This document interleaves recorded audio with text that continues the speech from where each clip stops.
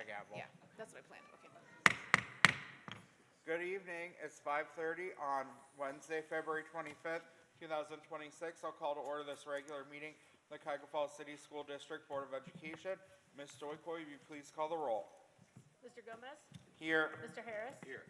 Mrs. Schaefer? Here. Ms. White? Here. Mrs. Zimmerman? Here. Thank you. Item B is approve the agenda. Number one is a motion to approve the agenda. It's recommended the Board of Education approves the agenda of the February 25th, 2026 Board of Education meeting. Action by the Board of Education and adoption of a consent agenda means that all items are adopted by one singular motion unless a member of the Board of Education, treasurer, or superintendent requests that any such item be removed from the consent agenda and voted upon separately. So moved. Any discussion? Please call the roll. Mr. Gomez? Aye. Mr. Harris? Aye. Mrs. Schaefer? Aye. Ms. White? Aye. Mrs. Zimmerman? Aye. Thank you. Item C is our opening ceremony. Number one is our informational items.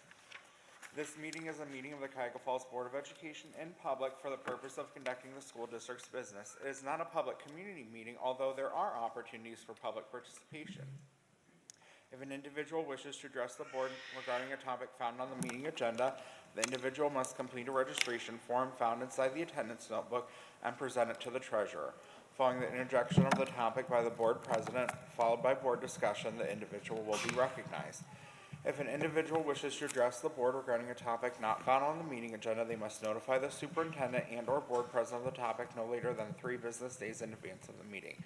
These individuals may share their comments during the board business portion of the agenda. In both cases, the individual will preface comments by announcement of their name and address and limit comments to 3 minutes. All statements should be directed to the board president. No person may address or question board members individually. An unabridged board agenda for this meeting can be found on your electronic device at the address shown on the screen, and for your convenience, hard copies of the board agenda as well as requests to address the board may be found on the table by the sign-in book down by Mr. Harris. The next regularly scheduled meeting of the Cuyahoga Falls Board of Education is Wednesday, March 4th, 2026 at 5:30 p.m. in the 612 Campus Performing Arts Center Auditorium.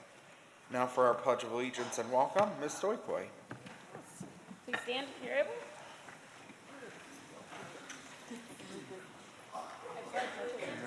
To the flag of the United States of America and to the republic for which it stands, one nation, under God, indivisible, with liberty and justice for all. Second time today for you. Welcome. Our vision, Cuyahoga Falls City School District, the hub of our community, committed to a culture of caring. We innovate, we create, we personalize education for all. Our mission, every student, every day, every opportunity. Thank you, Ms. Stoyko. That brings us to item D, which are our presentations. And first up is our Staff Star Award, and I'd like to invite Ms. Allison Bogdan, our Director of Human Resources, up.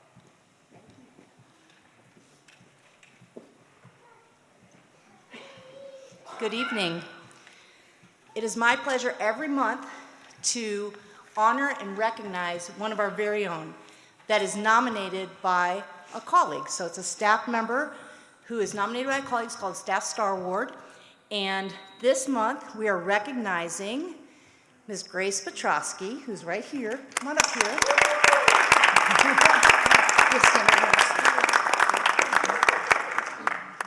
Here you go, look at this. Right there, yep. And the person that nominated her is Erin Mancini. They are both custodians at Lincoln Elementary. Grace started at Lincoln, I think in July, right? Yeah. Okay, and she's fantastic. Towards the end of the month, she hadn't even been there for an entire month. Me and Mike, the other worker, we were out on vacation. She had to deal with a fridge that caught on fire. I've never got a deal on anything catching on fire in 20 years, so I'm a little jealous. But she's a quick learner. She's always willing to help, step out of her comfort zone, and learn something new if she needs to. She's good enough that I'm doing public speaking.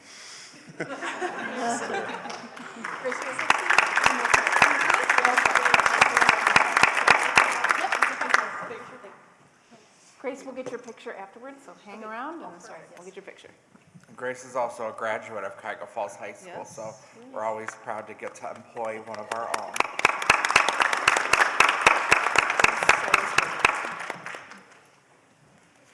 Thank that brings us to number 2, presentation, Top Tigers, and I'd like to invite up Dr. Selico. Thank you, Mr. Gomez. Good evening.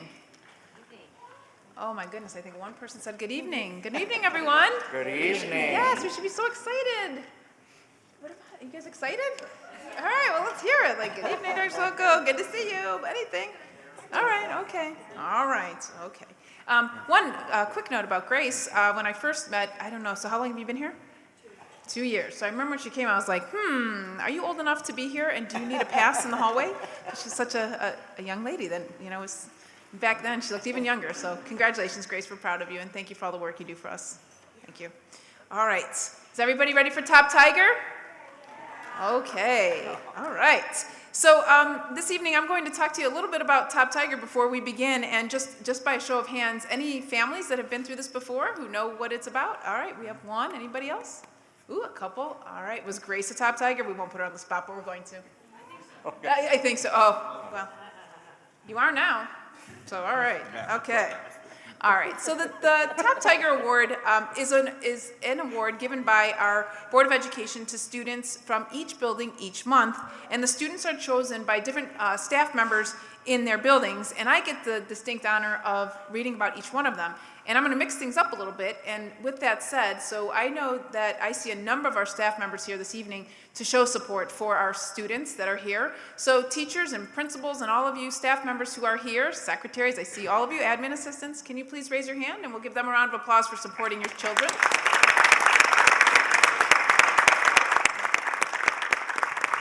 Thank you. I know it means a lot for our students to see you here supporting you, so thank you. So, we need to listen very carefully because this is like our third time we're changing this up, all right? We're even gonna mix it up even as late as like 20 minutes ago, I should say. We were just mixing things up. So everybody needs to listen carefully. I'm gonna tell you how this is gonna go. So students, when I call your name, we're gonna do it one at a time, and we're going to start with our high school. I'll give you that hint, okay? We'll start with our older students first.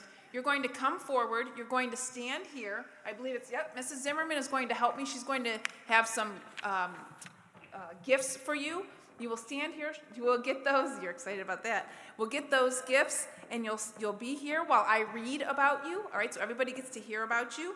Then you're going to come on the stage, and there's Mrs. Stewart is going to be up there. So when you are done being, when we say everything that we're going to say, all these great things, you're going to head up there. She'll take your picture, and then she'll show you where to go. You're going to sit on those risers for the rest of the names being called. All right, and then at the end, you're going to get more goodies. So you'll get some instructions from our folks that are about to come up here soon and talk to you about what that means. But you'll head out, everyone together, after we get some pictures on the stage, and families, you'll have an opportunity to take some pictures. And then you're going to head out to our other location, which is our Black Box Theater this evening, where we have some other things. You'll get some directions there. So many things to remember, but you're going to do great, all right? I also want to point out Mrs. Carlisle's in the back. One of the things that you'll be receiving this evening, I don't see it here this evening. I don't know that we have one. We don't have it here, Mrs. Carlisle? No, it's missing. Well, it'll show up. Okay. It's a sign that you'll be able to put in your yard and proudly, or in your windows, wherever you would like to show that you have a Top Tiger that lives in your home. So that's somewhere, but that's compliments of Mrs. Carlisle and our teachers union. So a big thank you to them for supporting our students.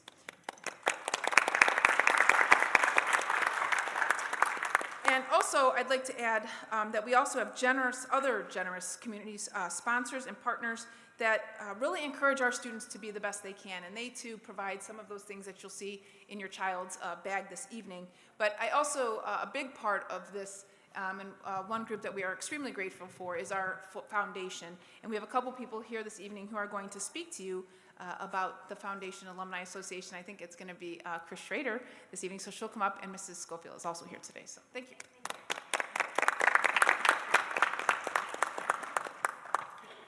Hi, everyone. My name is Chris Schrader, and I am proud to serve as a trustee in the Cuyahoga Falls Schools Foundation and Alumni Association.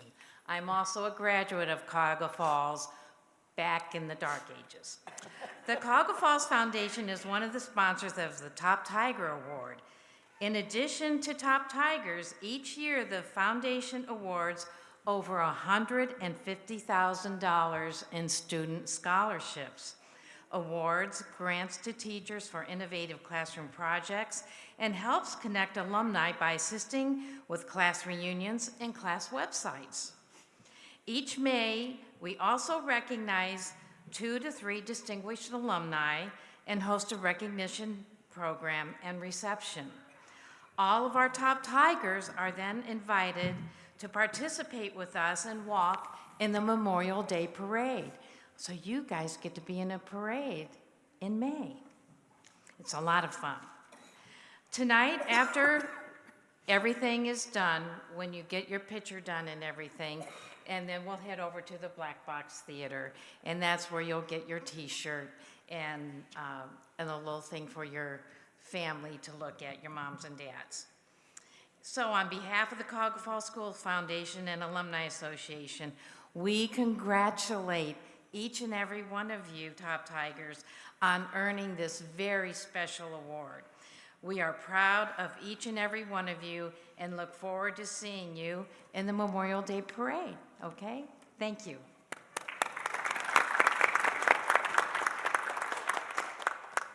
Thank you, Mrs. Schrader. All right, how many of you, is this your first time in our new auditorium? First hand? Okay, what do we think?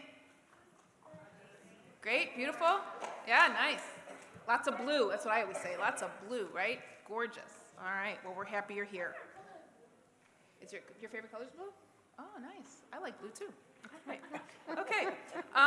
It's like walking into a kindergarten class and, you know, you say, does anybody have a question? But then they all want to tell you 1,000 things. None of them are questions, but it's all important. They want to tell you things, right? So, all right. So we're going to go ahead and get started. We'll see if we can follow all those directions, but I'll help you out if we forget. But we're going to start, as I mentioned, with the high school students, and we have 2 students that are not able to attend this evening, but I will read their names, and that is Aaliyah Ellerson and Brooklyn Roman. And just to make sure, neither one are here, is that correct? So congratulations to them. And our other high school student is Andrew Hikes. Is Andrew here? Andrew, yep, come on up. Hey,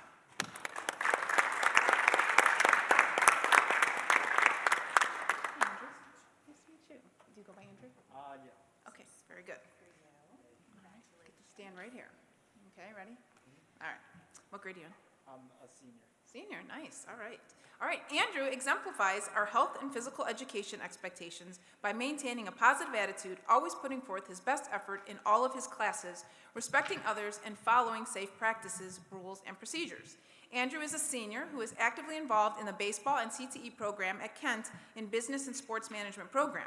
In the program, he is learning about finance, sports management, marketing, event planning, and much more. After high school, he would like to continue his education and pursue a degree at Kent State University to major in business management. Congratulations, good for you. All right. We're moving on to our middle school, and our first student is London Jenkins. London? There's London. Hi, London.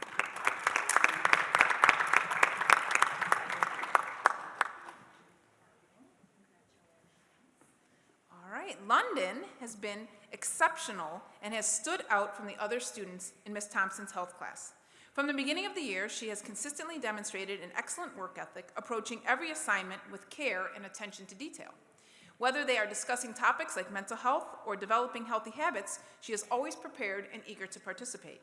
She shows great empathy towards her peers, listening attentively, and always offers support when a classmate is struggling with a concept.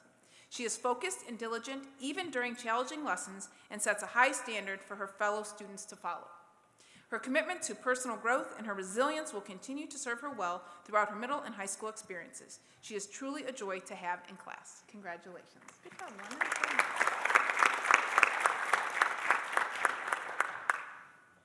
I don't believe our other student was able to make it here, but I just want to check. Wiam Hamanda? Is Wiam here? Okay, well, congratulations to him. All right, moving along to our elementary folks. Someone's excited. Wait till you see. All right, we'll start with DeWitt. All right, and our first student is Kyler Foster.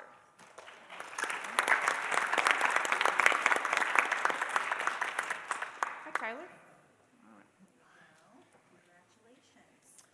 writes, Kyler is a model student who consistently demonstrates an impressive work ethic and shows up daily ready to engage and participate in class. He works diligently to complete assignments, always arrives prepared for the day's challenges, and is committed to achieving his goals. Beyond his studies, Kyler truly shines through his character. He treats his teachers and peers with the utmost respect and is always courteous and kind.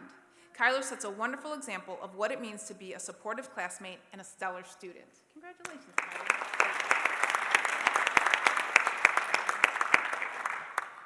All right, our next student from DeWitt is Vivian Rollins. Vivian, there she is. Hi, Viv. How are you? Do you go by Vivian? Or do you go by Viv?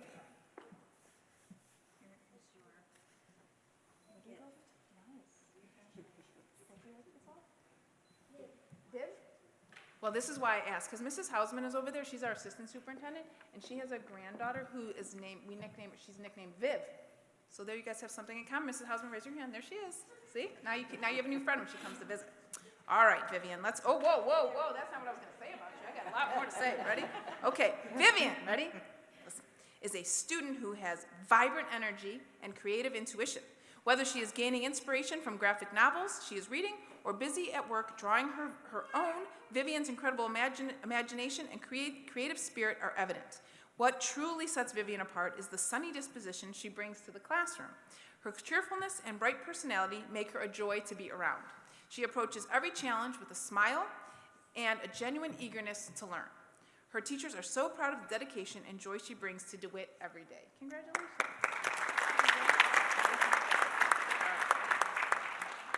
All right. Our next school is Lincoln, and our first student is Amari Macon. Amari? Hi,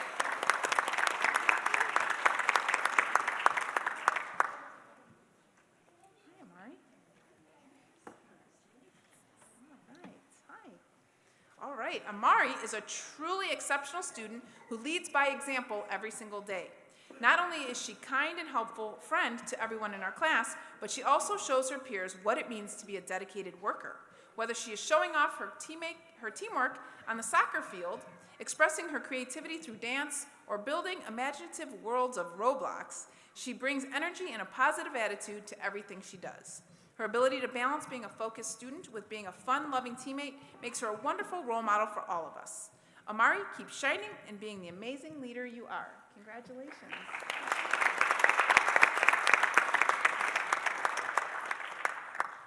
All right, our second student from Lincoln is Adam Mosin.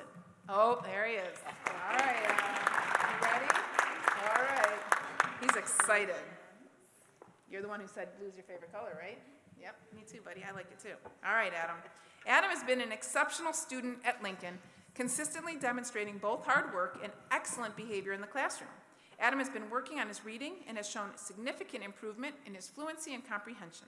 Most importantly, Adam is a kind and respectful classmate who is always willing to help others. Adam is a positive and enthusiastic member of our class, and he always participates in class discussions. His smile is sure to brighten up your day. I would agree. Way to lead with Black Tiger pride, Adam. Congratulations, honey.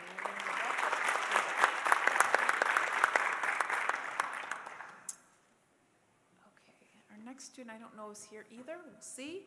This student's from Preston, LaFrederick Lover. Not here. Okay, well, good. Congratulations to you. And our other student from Preston is Madeline Monroe Blankano. Right? Did I do it?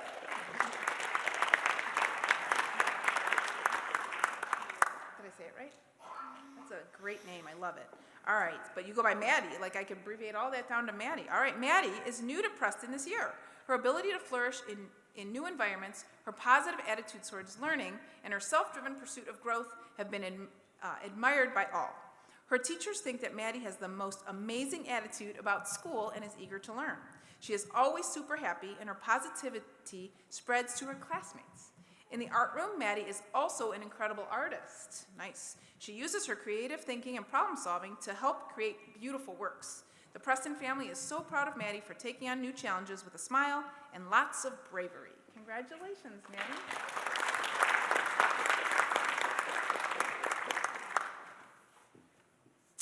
All right, moving on to Price. Oh, I see a smile. Let's see if I'm right. Samuel Batterai? Yeah, that's you.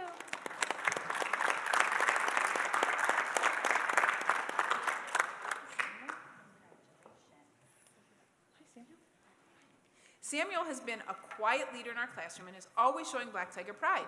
He has many friends and gets along with all of his classmates. All of his teachers have had great things to say about him. He leads by example, diligently completing his work and assisting nearby students who are struggling. When other students are distracted, he remains focused on his tasks and completes them with excellence. Samuel received our highest Ohio State test writing score for the fall test, wow, and has received straight A's in math and language arts from both quarter 1 and quarter 2. Overall, his performance this year has been outstanding, demonstrating the commitment to excellence that makes him truly deserving of the Top Tiger Award. Look at you go. Good job, bud.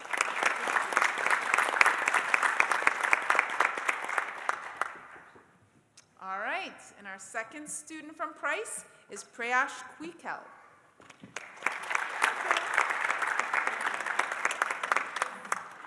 How are you? Good. Good, all right. Prayash is a standout second grader who pairs a heart of gold with a serious can-do attitude. He's the kind of student who never forgets a please or thank you, making him an absolute joy to have in class. When it comes to academics, Prayash is a master of focus. He takes immense pride in his work.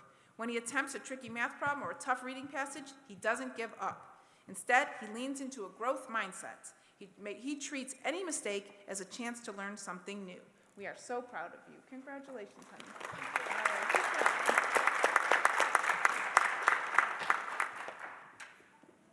Okay, and we have a third student from Price because one was a makeup from last time. And our third student is Anna Lumzel.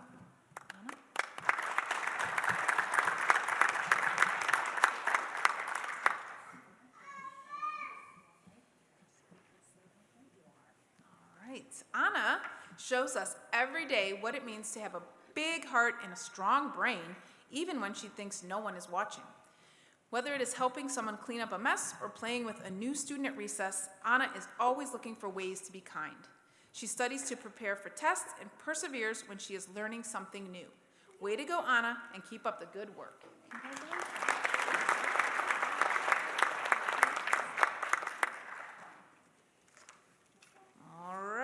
Moving along to Richardson, we have Landon Lynch. Landon, where is he?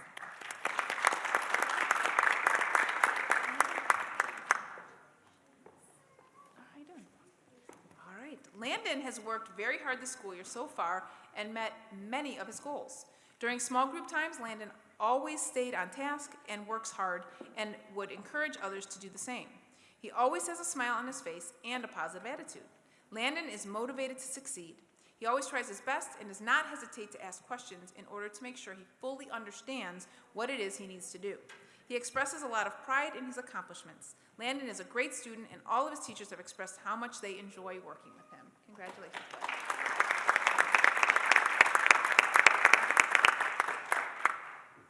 All right, and our second student from Richardson is Mercedes Reed.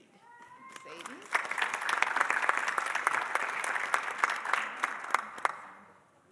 You are so well coordinated, girl. You really are. Look at that. I've seen you before. Look at that pink shoes and glasses. Woo, decked out. I'm loving it. All right. You ready, Mercedes? Yeah. All right. Mercedes is a wonderful student in class. She demonstrates Black Tiger pride each day as she works to complete her classwork and follow classroom directions. She is respectful and kind to her teachers and peers. Mercedes demonstrates a positive attitude each day and is an excellent role model for others in her class. Congratulations, Mercedes. Good to see you.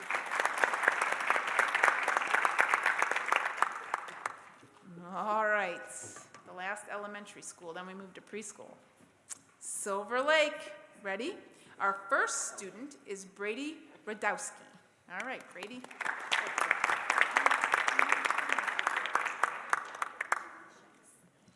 Brady is a true standout in our classroom. He is an amazing peer who is always willing to help others, and he consistently gives his absolute best effort in everything he does. His enthusiasm during class discussions is amazing, and he has a natural way of making everyone around him feel supportive. Beyond his hard work, he is also the unofficial classroom sports expert. Oh, whoa, good to know.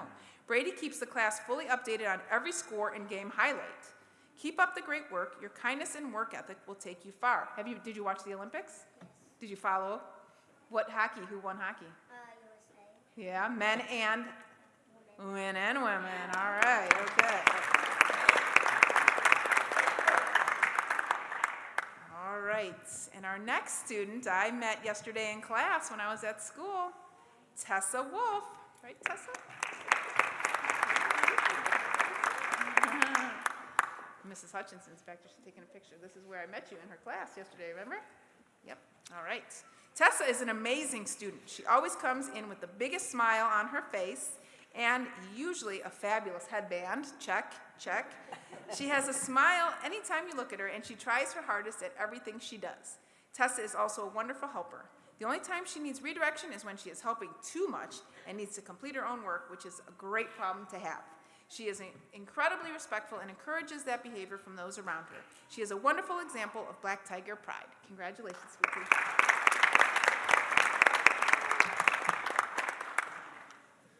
All right, we're finishing up here with our preschooler.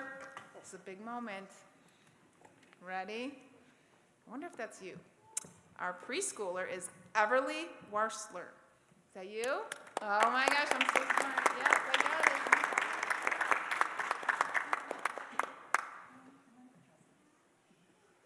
All right, Everly, let everybody see that beautiful face and dress. Ready?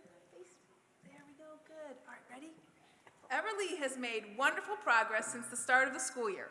While she initially benefited from extra support to adjust to the classroom, she has blossomed into a confident and independent member of the community. Everly now initiates imaginative play with her peers more autonomously and is increasingly expressive in communicating her needs and ideas to both teachers and classmates.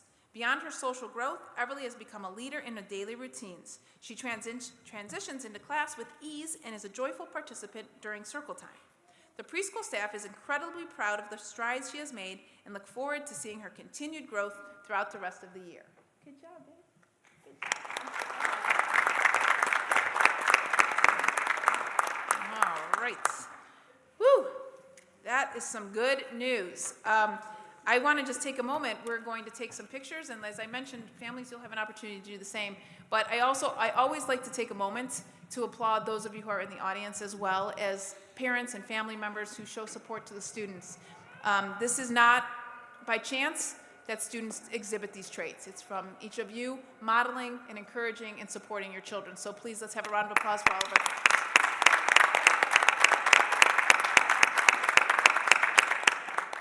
All right, thank you so much. We're going to invite the board up for some pictures, and then, like I mentioned, Ms. Stewart will give you the okay when it's time for families to do the same. Thank you very much. And then afterwards, you're going to go that way to the black box. Yeah. Yes, that's perfect. I'll bring your award because we're going to get a picture with you. Oh, Grace, yeah.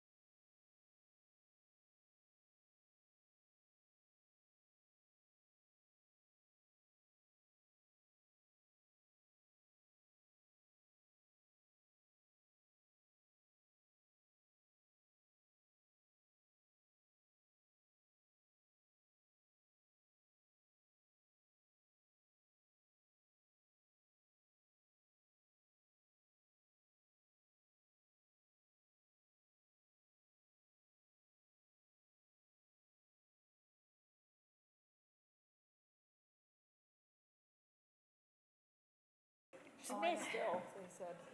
She might still? Yeah. Oh, wow. They almost had to amputate her leg. Why? That's so wild. They came indoors. You think you're gonna be able to come out of there? Do you wanna stay there for I him? can if you Yeah, want. yeah, thanks, yeah. Thank you. You don't want me to stand there? Oh. I might be able to get him out. Oh, man, this stuff is in. Ladies, are we back on?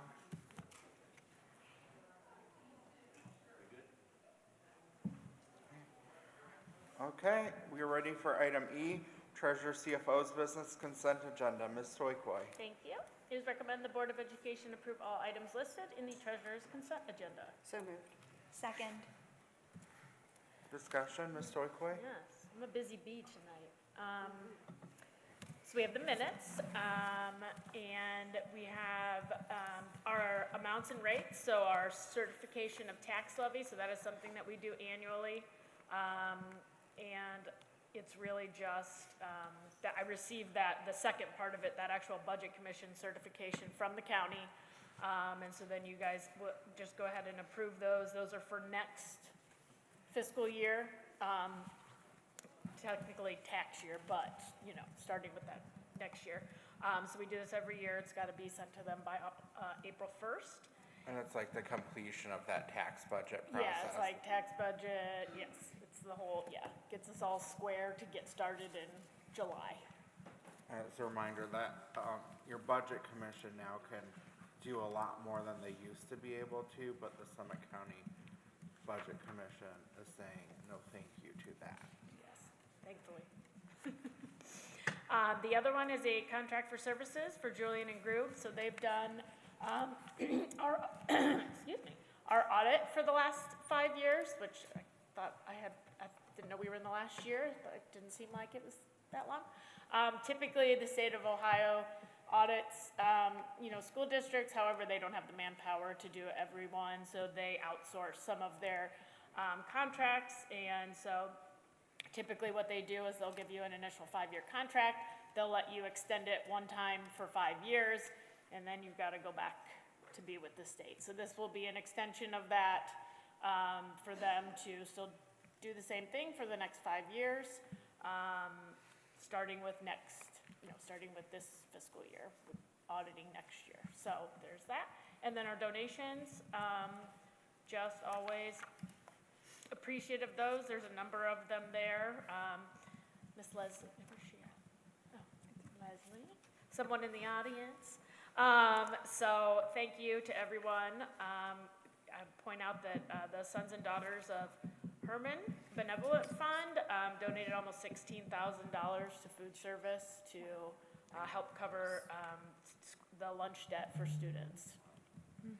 And at that time, it cleared all the debt that was at that time, correct? Correct. Yeah. I do not know what that number is at this point, but yes. And then we also received another anonymous for $625 for the same thing, so. And so that's it under consent agenda.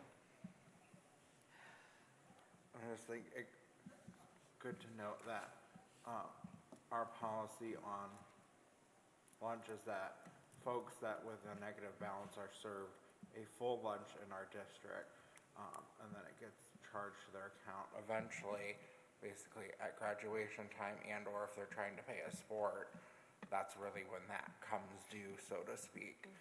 They just carry that balance with them. We don't really do anything in the meantime other than we try to collect it, but we don't really do anything in terms of, we don't not serve them a meal or treat them any differently. So we know that there are people that carry significant debt, but that's just the choice of our district, that we're not going to deny a student or stigmatize them as other based on a decision that an adult makes. And that's important to us as a board. So when folks like that reach out, it really does make a difference in students' lives. So thank you so much to them.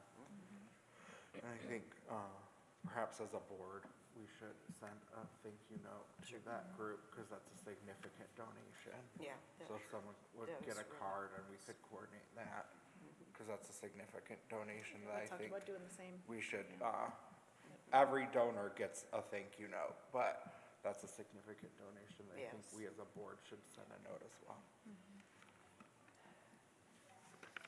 And then I just wanted to note as a point of discussion, the Julian and Grube thing, just so people in the community understand. The audit is still the same audit, it's same government auditing standards that the auditor would do. You don't get any break in terms of what they're looking for, so. Yeah, they are just- still responsible. Once they are complete, they submit it to the auditor, Who the then- state auditor for review, before it is accepted, by the, Ohio Auditor's Office. Yeah, Do we also, would we also have to pay a fee to the auditor? Correct, yes. Yep. yeah, we still pay audit fees on it, which are assumed, annually as well. But it's just important that folks know it's not a lesser audit. It's No. not that somehow for 10 years that our books are not being, looked at with the same standards. It's the same government accounting standards book that they use, that the auditor would use. So I just wanted to note that since we were talking about. Yep. Any other questions or comments on this piece? Okay, please call the roll. Mr. Harris? Mrs. Schaefer? Aye. Ms. White? Aye. Mrs. Zimmerman? Aye. Mr. Gomez? Aye. Okay, this brings us to item F, still Treasurer CFO's business, Ms. Stoikoi brings us to the 5-year forecast. It's recommended the Board of Education approves and accepts the 5-year forecast as presented by the Treasurer CFO. So moved. Alright, and then Ms. Stoikoi will pass out her presentation. So you have like an extra slide because I totally forgot about it, and then I had already printed all the slides, so you'll know when it comes up. I'll give you the right stuff.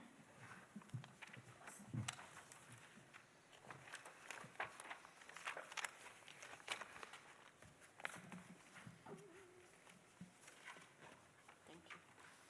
Just as some opening comments, we know, and our community obviously knows that, we're using this financial presentation, from which to make decisions about open enrollment, but we're in particular going to discuss open enrollment in the next piece, because our 5-year forecast touches everything that we do.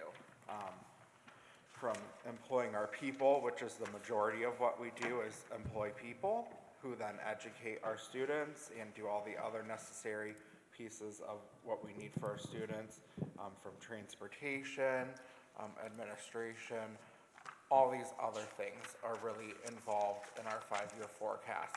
So we know that we're making decisions off of open enrollment from this data, but we're going to specifically have a conversation about open enrollment separate from this, so we don't lose focus that so many decisions are made based on our financial decisions, not just open enrollment alone, because we think that's very important. And then one other piece of information is that, we're making big decisions with open enrollment and employment pieces, obviously impacting family and students' lives there. But I also think it's important that the board see the full picture of what potential cuts can be, and we've been given some information about that. But I think we need to be presented with everything that's on the table so that we understand the full picture of what's being presented to us. Like, for example, I think we were recently told that we're looking to reconfigure the way that building subs are done for next year. So like, that's another piece of the pie that we need to better understand how that's gonna financially impact us, because we were told that piece, but we don't yet know the financial impacts of that as well. So I think we, and I don't know, it's not for tonight, but certainly it impacts our 5-year forecast and it impacts the financial decisions we're making. So we just need, maybe there's a document that we can be given of everything that's on the table in terms of finances, pre-levy, and then post-levy as we make those decisions. Thank you. Okay. All right, we'll get started. It's like Dr. Selko's on Read My Mind. You can hit the next one. And talking about the Olympics, And I'm sad, because it's like, that's what I was doing for 2 weeks, nothing else, you know, you're in the middle of like, sports seasons, you got spring training and, you know, you got basketball, but it's not on, so it's like the Winter Olympics are on every day, all day. And the Winter Olympics are a drastic difference from summer. I mean, it is, it's like, you'll see later, but like, how do you know you're good at half the stuff they're doing in the Winter Olympics? Like, where did you do that at Why would you first? try that? I don't understand. Anyway, so I'm not gonna go through every slide on here, because there are a lot, and a lot of them you've seen before, such as this one, their vision and mission, and the strategic plan goals. I just think it's important to have those in there, since that's what guides a lot of this. There's a specific finance piece to the strategic plan. The purpose of the 5-year forecast, as we know, it is for our long-range planning and discussions of financial issues, which is what we're, part of what we're doing tonight. So, starting off, you can go to the next one. So this is the filing of the 5-year forecast, technically 4, I'll get into more of that later. So, starting this year, just as a refresher, you can pull them up. The financial forecast had to be submitted by October 15th and again before the end of February. So starting next year, because of when they passed that bill, it was already past August to do that. So starting next year, it will be August 31st and the end of February each fiscal year. So I've mentioned before, but those present a number of challenges for developing accurate projections. You know, staffing decisions, insurance renewals are not settled, tax settlement collections are not all the way, have not been dispersed in full to us to know. And some of those things can have a material impact on the forecast, as you will see. Technically now it is a 4-year forecast is all that we're required to submit, but we will continue using the 5-year model because it is a good management and planning tool. What happened there? Oh, can you go back one? Yeah. Okay, so in this forecast, and you'll see in the graph next, is that you know, we are trending toward a revenue shortfall starting in fiscal 2029. So a revenue increase of 6.69% or over $5.6 million reduction in expenditures, in addition, and that's in addition to what is already captured in this forecast, would need to happen to balance the budget by the end in 2030. Now, obviously, we're most likely not going to see a revenue increase no matter how hard we try unless there is a new levy. And that's pretty much probably the only way we're going to see an increase of that significant because there's not a lot of ways for us to gain revenue. And you can see in that number for the reductions that is going to start impacting students if that is the case. It is going to start impacting the everyday education. Well, I think we're honestly past that point if we're being realistic, because we've already delayed curriculum adoption. Yes. So Yep. it's just gonna more drastically impact them. Yep. Okay, so you can go to the next one. So this is what it looks like with colors and numbers. You can see, you know, we're barely above that, you know, in this year and last year and next year. And then we kind of start to go downhill come 29 and 2030. Again, the ODE looks at the first 3 years to see, you know, what your balances are and what your financial stability is. The 4th and 5th year, you don't pay attention to as much just because a lot of different factors can impact things that many years out. But still, again, using it as a planning tool, we know. So the next slide shows you kind of that broken down of, you know, what our revenue and expenditures are in each of those years. You can see that throughout all 5 years, we are in a deficit. We are deficit spending to a certain extent. And then at the bottom, there are some renewal levies that are assumed in those figures. starting off with revenues, So with that, we see like our expenditures go down in fiscal year 27. What's the reason for that? that is, part of that is staffing. So the closing of Preston, some other reductions that have been made through attrition. I'm trying to refresh my memory here real quick. That's the biggest one. And let me think of what we did this year that's major that I know I'm missing something that is totally major, and I'm sure it's in here at some The point. rest of air conditioning bills? Part of that is that, yeah, part of it is that, part of it is, we've had a reduction in, we've had reductions in, we had reductions in staff this year, we have reductions going into next year, that and benefits. We also have the major capital improvements that we've done, like Preston and Price, we're still paying on that, partially this year. I know it's probably in here somewhere and where I go. So I know I'm probably missing something in there, but I would say the majority of it is salary and benefits. And with the 6 million and 2030 difference between 2027, is that basically increases payments to staffing? Yeah, it's assuming, benefits and it's assuming it will get purchase to the, services.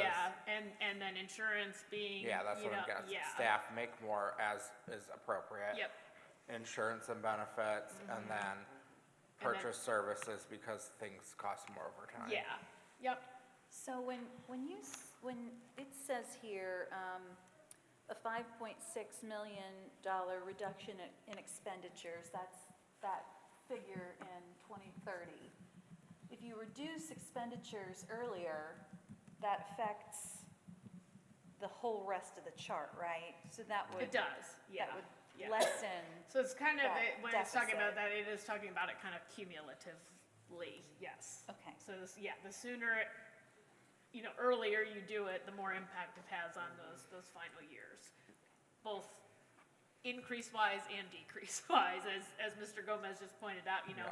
we're compounding a lot of estimates such as insurance, that is costly, our teacher and other employee salaries that we're assuming a certain increase in steps, just for, based on trend.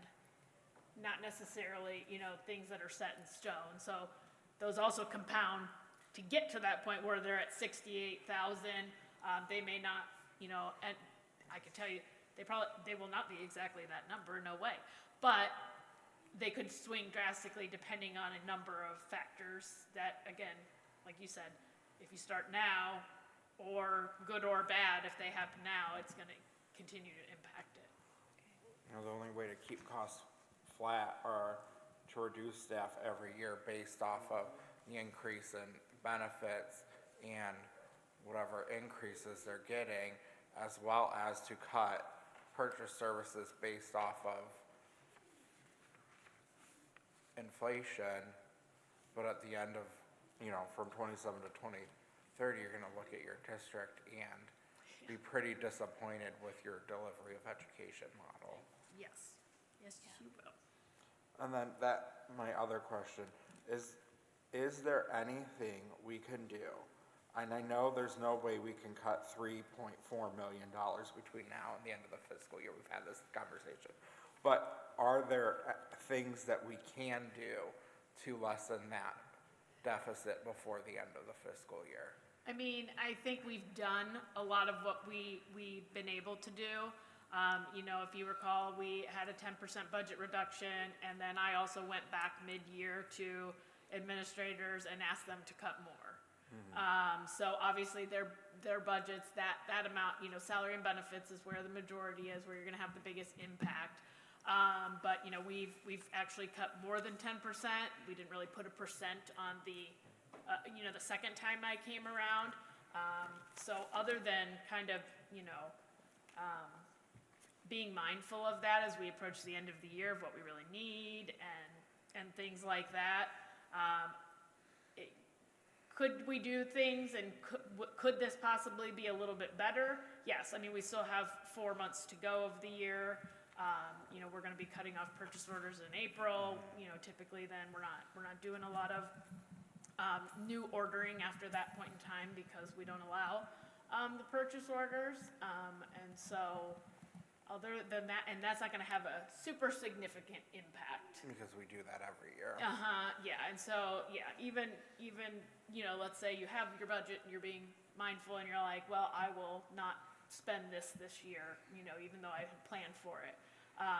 That would be great, and it would be helpful. But you might need to spend it next year, so does that really make a difference? Correct. Yeah. Yeah.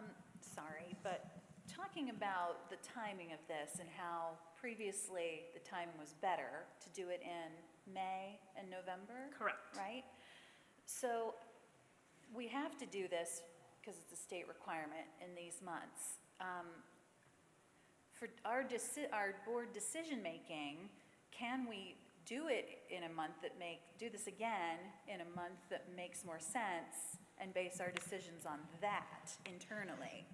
Yeah, I mean, I can provide you with, you know, basically, it wouldn't have probably all the bells and whistles, you know, this does, because that's officially what gets Yeah. submitted. But yes, we could do an update, you know, as of year end. We could always do that, and I could always send it to you guys to look at. If with it's that. more accurate, I mean, When you say our decisions, what do you mean by that, though? well, I just mean, well, we can only make decisions with the information we have now when we need to make them. I guess I mean having more updated, accurate projections, even if it's not what we have sent to the state. Yeah, yeah. We've done forecasts out of time under, I think, every treasurer I've worked with since I've been on the board for various reasons. And when the state requires you to like submit a plan, you have to then update your forecast as Correct. well. Yeah. So I think we did that last We year did. too. I think we We did did. 3 forecasts last year. Yeah, we Okay. actually, I think, had four Four? last calendar Okay. year, because we had to do one in November, Oh, if you yeah. recall. So, yeah. Because again, there's one of those things.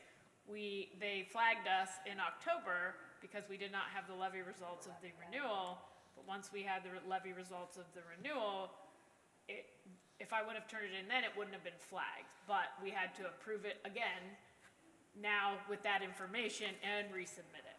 Okay. Yeah, so, I mean, in all honesty, Christy does a forecast in some way every day, because she's looking at these numbers every day. Yeah. It's, Yeah, I mean, the docket, like, it's a software that is used, so like, I'm looking at that all the time and putting in the updates to say, okay, now here's where we look and things like that, so It's it's, called Forecast it's a 5 live Analytics. piece. It's called Forecast 5 Analytics, if you want to look into the software. Okay. Because you're like me, and I know you want to probably Google the software. What do you plug in? Forecast wizard. Okay. Okay, so we're talking revenue. I think we can go to the next slide. So revenues, we'll start on that side. You can keep going. So we know our largest revenue sources are local taxes and state sources. That's over, you can keep going. That's over 91% of our total revenues. This forecast has 2 anticipated renewal levies. One that we would start seeing the collections in fiscal '28, and the other the collections in 2030. Total revenue is expected to increase on average about 0.62%. I think it was about 0.8 maybe in October, November. So it's gone down a little, and historically it's gone up about 0.49% on average over the past, I think that's over 5 years. So go to the next one. So I mentioned, so at the end of tax year 26, so starting collections in, that might not be right. That should probably say 27. That's my bad there. Maybe those are off ones. Anyway, the point, so 28, 29, so 27 and 29. That's how it should be. For tax year, the collection, because one's collection, one's tax year. So, anyway, so the one that is coming up, here is the $3.7 million emergency levy, which we are allowed to renew, I'm gonna talk about that on the next slide. And then, the 4.0 mill levy that was passed as a combination with the bond, issue in 2019, and it was, originally for 10 years. And so that will come up there some, we'll have to look in, because it was passed as a combination, it's under a little bit different like code and as far as how many years we could do it and things like that. It's not under the same kind of code that like our regular levies are because of the way it was done. So, but that will be up for renewal. And I think we weren't sure if we could make that one continuing. Yeah. So this forecast assumes that those are not, Yes, until you get to the very bottom line, and then it shows you those amounts. And that, so it gives you what it is without them. okay. Shows the line with them, and then the final, there. You go to the next slide. So, real estate, Chris- I'm sorry. I'm sorry, is that combination, is that the PI? That's the half mil, the, bond issue, and operating. The PI is continuing. The Yeah. half mil PI is continuing, Okay, which Yeah. means forever. okay. So this calendar year is a sexennial appraisal year. And as we've mentioned before, even though property values in the district have increased in recent years, those changes have little effect on our total tax revenue, thanks to House Bill 920, which was enacted way back in 1976. And it reduces the effective millage on the voter-approved levy so that increases in property taxes don't generate additional revenue. So the way I always say it is, when you originally put that levy on, that money makes up a pie. That pie doesn't get any bigger or smaller, it just divvies up in there who pays what based on the valuations. And then there's different for class 1, which is your residential, and class 2, which is more of your commercial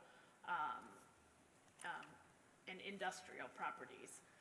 So our effective millage for residential is 33.38 and 45.95 for commercial. So Ohio law includes a 20 mil floor provision, which ensures that the voted and non-voted millage for each class cannot fall below 20 mils. We are not at the floor for either one of those. So I kind of explained this yesterday. It is a hard concept.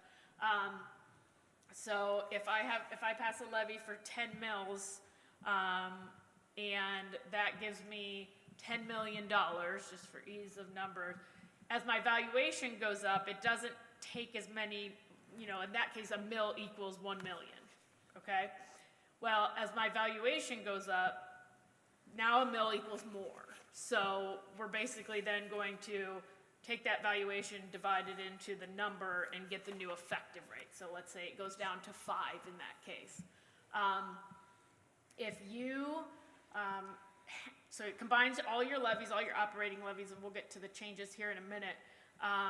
So your effective millage can't drop below 20. So even if the calculation by the county is a total of like 18 mils, you're going to get money for 20 mils. You cannot drop below, even though by calculation you are. So for those districts, what they do see growth, because they're getting more to get to that 20 mil floor. Because effectively, what they had to collect for the, let's say, $10 million is only 18, but they're gonna collect 20 mils no matter what. So those districts see growth in that sense. Which brings me to all of the property tax changes that were signed in December of 2025. So there were 4 of them that, these are probably the most significant changes to the way things are done since 1976 in House Bill 920. Can I ask another question? So House Bill 129 restores, sorry, what? And that 20 mil floor, when they see growth, the taxpayers paying that growth. It's not Correct. the state paying that growth. Correct. So House Bill 129, as I mentioned, so they had originally put on the table, not allowing any fixed sum levies, which is our emergency levies. They don't want to call them emergency anymore, they're fixed sum. So it does restore the ability for districts that currently have one to renew it. However, it significantly limits the use of putting on a new emergency levy for a district. But all the districts that currently have one can renew it for up to 5 years, as they have been in the past. However, now emergency levies used to not be counted towards the floor. So it was not one of your levies that was part of that calculation. Now it is. So there were districts maybe that were on the 20 mil floor, and now they're off because of adding an emergency levy. They anticipated seeing growth to maybe a large degree, and as of now they're not. And for a lot of districts, it's millions and millions of dollars lost that was, expected the way the law was. House Bill 186 establishes an inflation cap credit that limits the property tax increases to the GDP product deflation factor, or deflation factor, excuse me, when you have a reappraisal or a triennial update year. In this case, actually, and this is one where while being on the 20 mil floor would have been nice, I don't know how people are going to explain this because it has a clawback provision going back to 23, where people will see credits for this. And if you were reappraised in 23, then you'll see 3 years. If you were reappraised or in 24, you see 2 years. If you were reappraised last year, you will see 1 year. And they're going to come, from my understanding, as credits on the tax bill. Here's your credit, and then after however many years it is that you get that, that's just going to go away. And I don't know that there's going to be a lot of explanation on your tax bill, and it's probably handled different by each county. But I can see that being causing a lot of confusion for districts.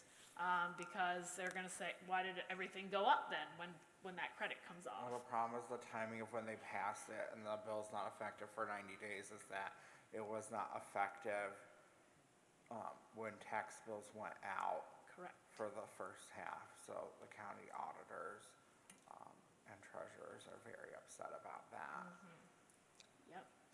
So we will not experience any of that because we're not on the 20 mil floor. And that's the one people are seeing in the newspaper. That's when the newspaper keeps publishing, and they say Cuyahoga Falls $0. Correct. This is the bill they're referring to. That is another thing, and we talked about at Finance Committee yesterday, was that, that is, how much are you getting in credit? And it says 0 for Cuyahoga Falls because we are not on the 20 mil floor. And that varies by district, depending on what kind of levies, when, how, all over the board. So what that does too for districts, let's say you're on the 20 mil floor, even when you throw in any emergency levies you had, you're still on the 20 mil floor, you're not going to see that growth anymore. So if you need to make up 2 mils to get from 18 to 20, you're not going to be able to get any more than what that deflation factor is. So that it's going to be capped at that. So even if that increase to you was supposed to be 15%, just like it was, because your valuation went up 15%, this is going to be capped. I think right now it's like 7 to 9% there. So they're not going to also see that growth either. House Bill 309, as Mr. Gomez referenced earlier, county budget commissions now have the authorization to reduce voter-approved levies other than debt because you've made a commitment. If they determine that tax collections are excessive. So they have the ability to override voter-approved fiscal decisions. So you could go out, you could pass a levy, community could 100% say yes. If someone at the county budget commission, if they choose to do so, can say, no, we think that's too much in excess, even though they have no idea anything about the picture here. And so that's kind of an uncertainty because it's going to be different in every county. Some counties, like Mr. Gomez said, Summit County, thankfully, is not going to kind of get into a lot of this stuff. most likely. There are other county budget commissions that, they're having the treasurer come present the forecast, and they are, just really, really getting into it and have been even over the last couple of years, and are really kind of staking their authority to be able to do that. County budget commissions are appointed. They're statutory, so in the Ohio Revised Code, it says who sits on them. Okay. Ours is our county executive, our county prosecutor, and our county fiscal officer. Okay. It's one of the three offices that our fiscal officer is. I don't know which one because I don't have to now because we just have a fiscal officer. We're more efficient in Summit County. And then the final one, House Bill 335, this is the one that does affect us, limits revenue growth from inside millage. So this other stuff aside, every district has inside millage, and that has always seen growth. You've always seen growth on that. There's no cap, there's no dollar amount. It's whatever that ours is 4.9, whatever that generates that year is what we receive. So there are increases along the way. Now, that is also going to be capped to the deflation factor. And so from what we presented in October/November to now with that cap in there, what we assume the cap is, in the ballpark, we lost a little under $1 million of what we were expecting because of that. Now, that's cumulative throughout the forecast. That's the impact to it. Now, I say in here, we don't anticipate additional effects because now that's how we're projecting. So yes, will we be affected if based on the difference the way it was and how it is? Yes, but as far as the forecast goes anymore, there won't be changes within that because that's how we're projecting it. And that's the only one that actually impacts our district. Ms. Stoykoy, as you go through the rest of the revenue slides, will you just highlight if anything's different? Yeah. Because the budget's been passed for 2 years, and stuff like that. Yep.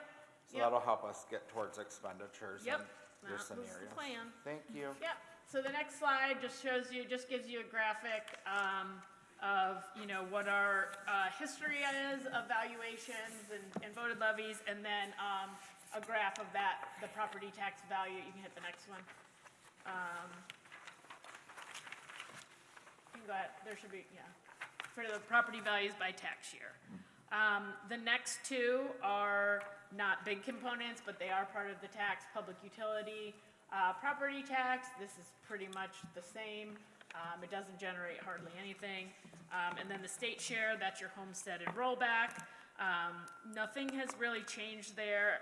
The only highlight would be that, I think I talked about it in October, but county commissioners can also adopt piggyback property tax exemptions. So some districts have done this, so it basically doubles the taxpayers, like those credits that they get. And so a county commissioner can decide to do that, and the district just loses that money. There's no makeup for that. There's no making districts whole. They just lose that money. Okay. You can go on. And that's me, critiquing while I'm eating my Oreos on the couch. And as I said, and this guy didn't think we saw him cheating, but he did. Did you guys see that? And then they got into a fight. So Winter Olympics is different. There's a different vibe. Yeah, you're not allowed to touch it past the thing, and they set up the other team had set up a camera. He could get elected to the state legislature. Because he's known for this apparently. And so they set up a camera to catch him. Oh, he's done this before. Apparently, that's my understanding. And this did seem like, That's not in the spirit of the Winter Olympics. well, it's like I say, everyone else is throwing themselves down mountains, or they have knives for shoes, or I don't even know what they're doing, and then there's curling. But I do love curling the most. They do intense workouts for that. Not much has changed here. I think we dipped a little in the per pupil amount, just based on some updated enrollment numbers. So we are at about a little under $1,800 a pupil from the state. So one thing that's different, you can go to the next slide. So the recent property tax legislation that I just talked about, so it caps your valuation. So, you can't get any more than whatever the GPD is. Even if like I said, even if your valuation goes up 15%, you're only getting that. However, there's a component of your tax valuation in the state funding model to show how much locally you can basically raise, what your capacity is what they call it, to add, be a partner in this, okay? And would you be shocked that in the formula, they didn't make any adjustments, it's assuming we're getting the revenue based on old property tax law and that we're not being capped. So really kind of a double whammy, not necessarily for us because we're on the guarantee, but districts that are, what it's doing is that it's showing that we have a greater local funding capacity, which effectively reduces your state aid, because they say, well, you can give this. And so when you get a 15% valuation in the past, that was accurate. Now, if you're capped, it's still assuming that 15%. So there's a double whammy there.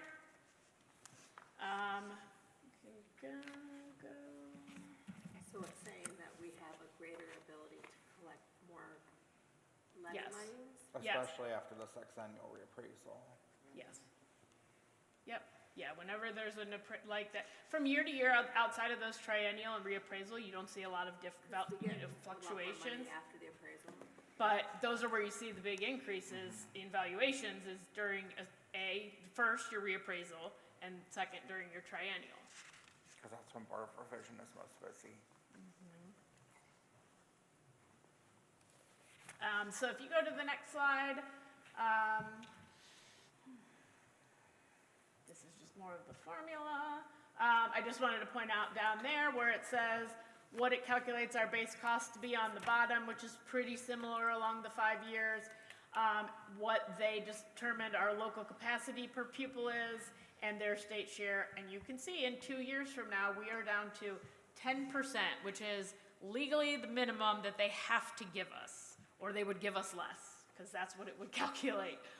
So under $1,000, $822, $823 per student is what we get from the state by calculation. Now, we are on the guarantee, which means we're guaranteed no less money than we had in fiscal 21, et cetera.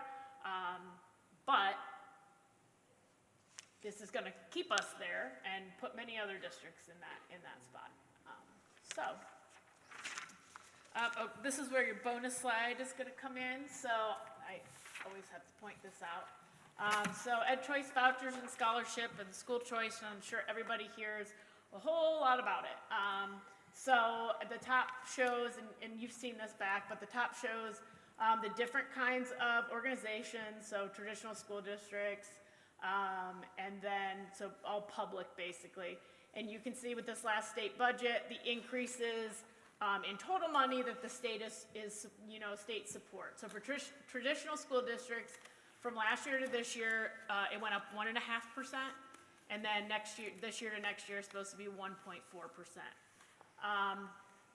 If you look at that bottom line, scholarship funding went up 9.2% compared to the previous year.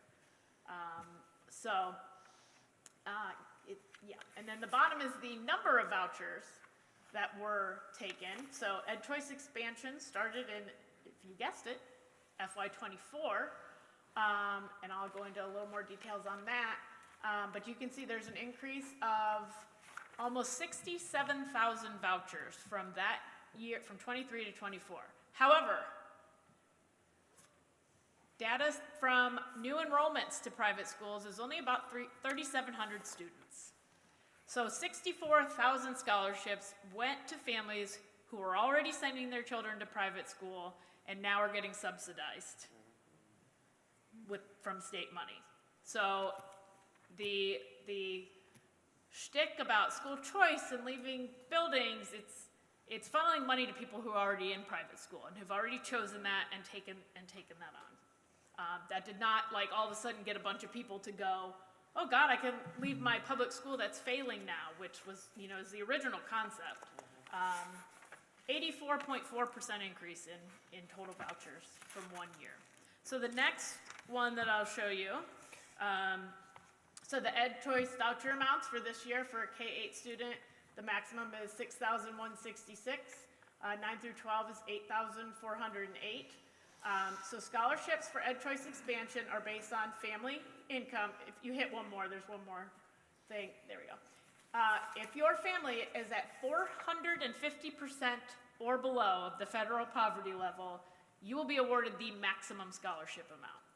If a family's income is above that, it's just on a sliding scale reduced. So there's kind of how that looks. We're getting out to, what is that, 749, or I can't even read, I should look at my own thing here. Percent of the federal poverty level, you're still getting something. This is what the federal poverty level is. So that 450%, it's based on number of people in your household. So a family of 4 who makes a little under 45,000 gets a full scholarship. And we are getting, in a couple years, $822. So this $6,000, is that the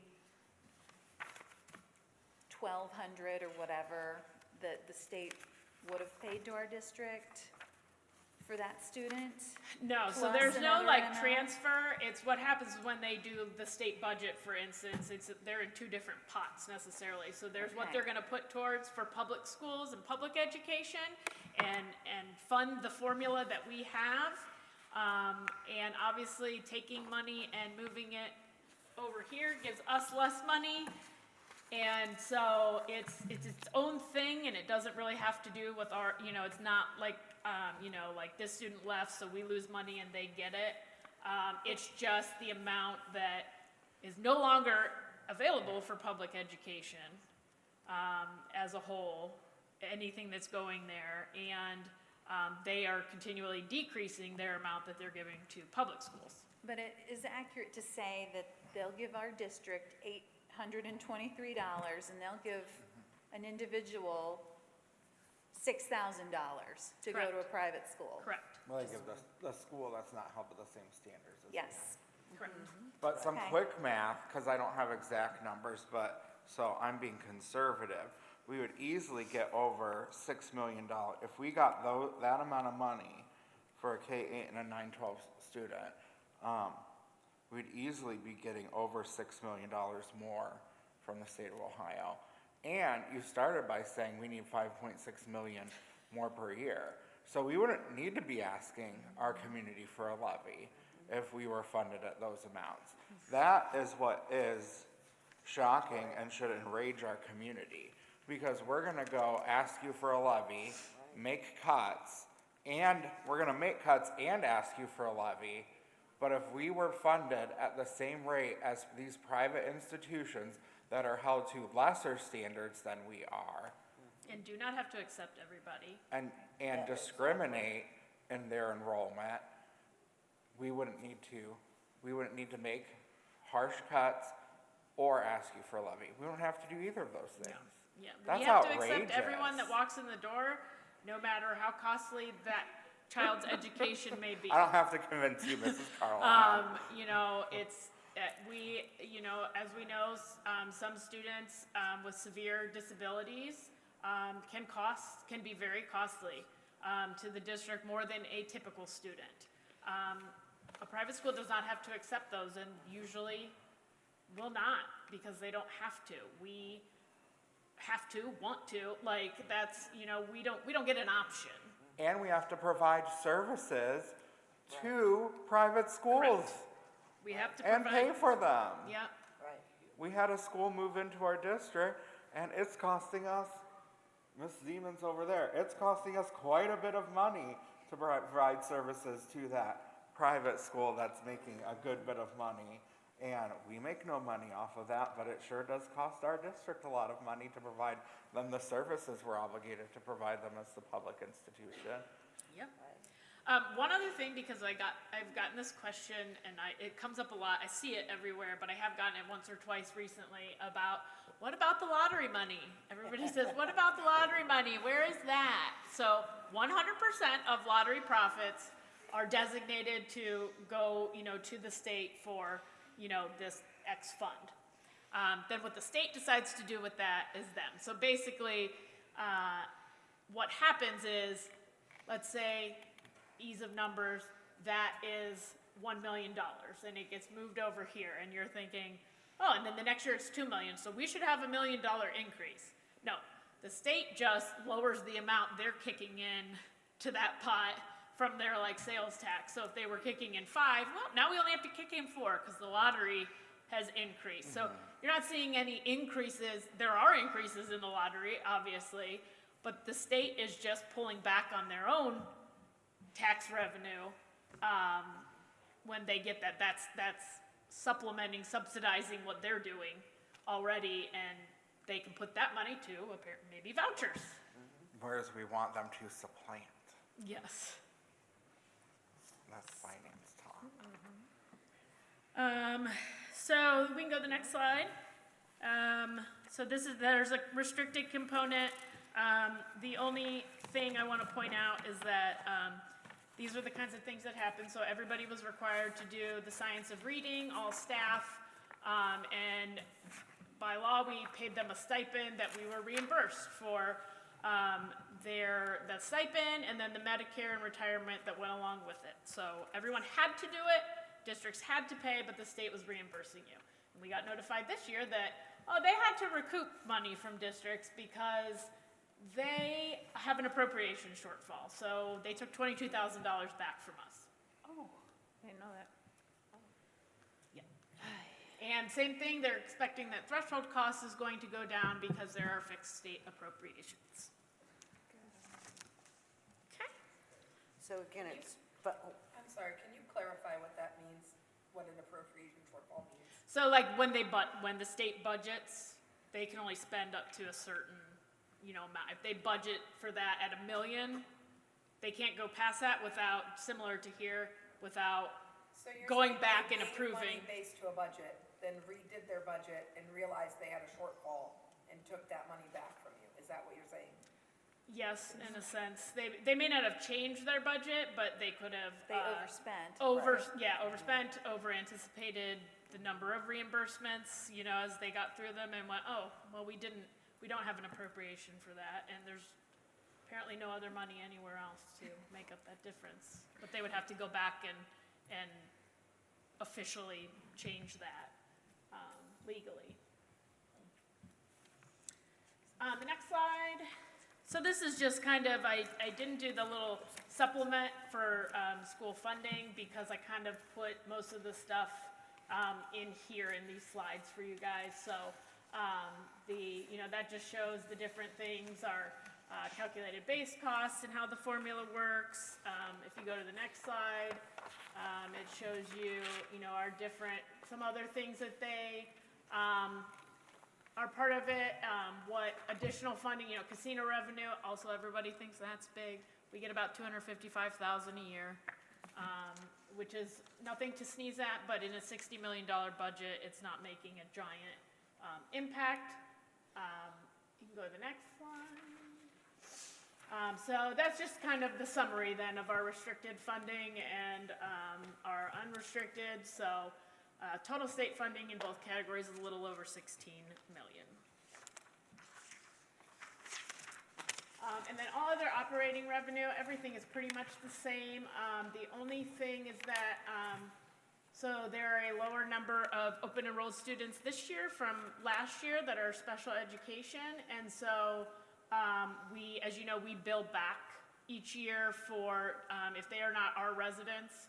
So if they're a resident of, Stowe and they are getting services for us, Stowe is still legally their district that's responsible for them. So we can't, they're here, they're a Cuyahoga Falls student, but as the year ends, we can bill back what it costs us to educate that student back to Stowe. And so because there's a decrease in those number of students, there just won't be as many next year. So we did put a slight reduction for that. And then the other one is just, I think we talked about this, is the one-time increase where we had to reclassify from one special cost center in the general fund to another special cost center. This is a net zero because there's an increase here, but there's an expense on the other side. That's how that works. And then the next slide, the only change here is that there were some prior year expenditures after discussing with the attorneys and getting towards the end of our project that were initially paid from the general fund that we determined we could use our excess LFI to pay for. And part of that reason is because, I'm in the middle of this, so I don't have all the answers. The attorney is looking into it. If you recall, there's kind of like a drawdown period where like the federal government wants to see like, okay, we disperse this money to you. You're supposed to have 85% of it spent by the end of this year. And so I'm not 100% sure that we're there yet on those COPS there. So we are trying to look for things so that is not an issue, but they can only be spent on the 612 building, other than kind of a negligible amount, which is what we used here, to do some of the remaining HVAC at Preston and Price. Okay? I told you, the difference between the summer and the winter is like, there's one more, and it's like, look at this teenager run really fast, and it's like, watch this 41-year-old mom do a backflip off the side of a mountain, and then like, I don't understand. Climb Like up a everything is mountain on like skis. a near-death experience in the Winter Olympics. And it's cold. Okay, so expenditures, salary and benefits, again, nothing really new here, over 80% of our costs. On the next slide, we'll talk about the salary portion. So this is the final year of our contracts with our 3 unions. So for next year and the following year, there are base increases of 1% projected. Obviously, we have not negotiated a new contract at this point, so those are not finalized, they're just projected. And then it rises to 2% increase in 29 and 30, and all years assume a step increase. Again, not guaranteed, but kind of show the impact of the potential of, based on trend. So going into this year, ironically, this number is like just about the same. So that's not a typo. But going into this year, a lot of our attrition, we did a lot of attrition last year. We're saving a little over 1.9 million in salaries. Starting next year, due to attrition and the closing of Preston Elementary, in addition to some other staffing reductions, which includes in this number, the teaming model that was presented at the last meeting at the middle school. So it includes that in that number. For planning purposes, there is the elimination of open enrollment beginning next year is modeled, because without it, we would be in the red in year 3. So that's estimated savings of $360,000. And again, like I said there, that's a measure that remains under consideration, so that could change it. And then we obviously brought preschool back in, so instead of a purchase service, it's salary and benefits because they are our own personnel now. Next one. That's just the graph. Just help me understand, because we talked about this too, but we are in the red in year 4, and then in August, year 4 becomes year 3, correct? Correct. So, and we're gonna talk about open enrollment in a minute, but regardless of what we do, we'll still have to submit a written plan to the state in August, correct? Most likely, unless there are additional other cuts that are not already, accounted for, and or what our insurance renewal ends up being. So there are some bigger factors there that could, but yes, if it's as it stands, yes. I just wanna make sure we understand that piece of the pie as well. I mean, go to the next one. So this is, this is the employee benefits. So this is where another big swing, the biggest swing is gonna come in from October.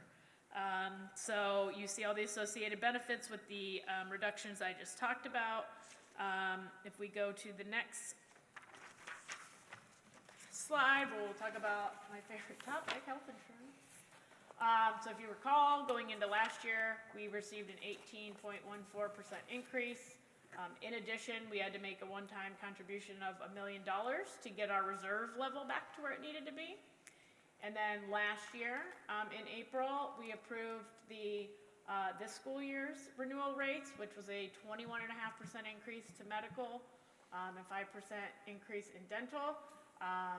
And that included replenishing those reserves as well. That's part of why it's so high. It was folded into the rates. And as of right now, we will not know till April, but next year is looking to be very similar to the increase we saw this year. We have a 2-year look-back period. This is how we do it. So there's a 2-year look-back period, and it cuts off in February. So it's like March of 24 through February of 26. And obviously there are some years in there that you know, those years did not go well. We anticipated hopefully kind of pulling out of that a little better. So like the last few months worth of claims, whether they've looked a lot better now, whether that's a one-off or whether that's the new, you know, what we're trending towards, I don't know. But they've looked better than they have in the earlier months of the year. But it's not enough to, you know, outdo those other 22 months that, you know, are being factored in. So again, this is just a projection, but we will vote on that and get that information. You know, they have to wait for this month to close, and then they'll start gathering all that data from all the districts. But you can see, and then I'm projecting 10% for the 28, 29, and 30. But you can see our past renewal increases. There, another question I get asked is like, should we consider looking somewhere else for health insurance? And, you know, my personal opinion is no. My professional opinion is no, for a couple reasons. One, the consortium has floated us this time because we would be sinking. If we were on our own, I'm not sure where we would have done that. So they have kind of been our life raft because we're pulled together. If we were to go out, you know, and be completely on our own, you can imagine what proposals we would get for rates based on, you know, our claim activity and that. It would be ridiculous. The other option is to go, there's a number of districts with the Stark County COG. I have been a part of that. You, as a district, and you, as our unions, would lose autonomy over making decisions about their own plans. Everything is just done for you. So each year, so even though we're in a consortium, each district has the ability to make their own plan in a sense, you know, their own co-pays, their own co-insurance, their own deductible limits, their own out-of-pocket, and we've even had 3 different ones between our 3 unions. And you have the ability to do that and to make changes and things like that. And you would lose all that. We would not have anything. So if, you know, this got jacked up or they said they're not doing this, then you just have to deal with it. You don't get a say in that. And so I really think we're in the best spot. We've just had a couple rough years that we would have had with any other place because it's not about the consortium, it's about our claims. And, you know, we have a high claimant list that they run for the entire consortium. I think it's like above $200,000 in claims because our stop loss kicks in at $225 or $250 now. So once you start to breach 200,000, we start to kind of look at them. I think there are 20 people on that list right as of now for this year. We have 12 of them. So that is why these increases are happening. Unfortunately, not only for our staff and their families that are experiencing whatever it may be, and not in good health, but also financially for us. I think you raise a good point because ultimately, we as a board have an obligation to provide insurance to our staff, and we have never wavered in that board or administration. That's never been the question here. It's just been the fact that we have to have honest conversations with our community when they say, your costs are rising, you're coming to us, and we just have to be able to help them understand that insurance has been a significant factor over a series of time. So we never want people to feel that we're talking about insurance in a negative way, that we're discouraging people from insurance, or they should feel bad when they're utilizing their insurance. And we say that many times because we just don't want our staff to ever feel that way, because it's never our intention. But it's just from helping our community understand what is one of the factors that has been significant in driving costs in our district. I mean, if you remember in 25, I think I said, the change from an 8% to that 18 and the million was a $7 million swing cumulatively throughout the forecast. At this point, that's probably been another 16 million in these 2 years. So that's about, $23 million shift cumulatively, over a 3-year period. Would it possibly save money to go with the Stark, what did you call it? Not necessarily. I mean, I don't know what their rates are right now, Yeah. but, they charge a lot more for dental. So there's things like that. Like that's kind of where they make their money, is they charge more than they probably should for dental. And so to me, they charge too much, because what they do is that if they have any kind of like excess, at the end, they'll give their entire consortium I was used to at least 2, sometimes 3-month holiday where you didn't have to pay. And it would irritate me, because that told me, then you're charging me too much. If you can give 90+ entities a whole quarter of not paying insurance to cover, then I don't feel like and that happens every year. It's not like a one-time thing. Well, that's just bad planning. Yeah. So I'm not a fan, but. Okay, just curious. Well, and it's not our decision alone to make ultimately either. It'd have to be negotiated. Correct. Right, Yeah. right. Yeah. So, next slide, purchase services. We can go to the next one.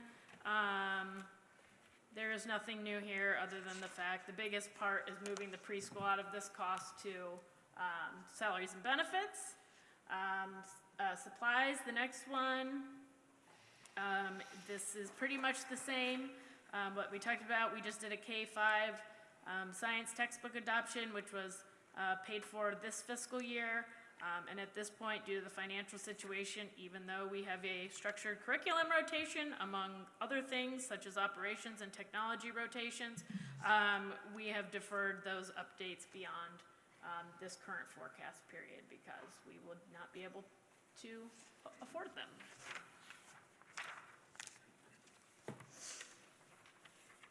So capital outlay, I kind of talked to you already about there's a decrease here for those reimbursement expenditures, and you'll see a little bit of decrease because we do have that dedicated permanent improvement for the 612 building now.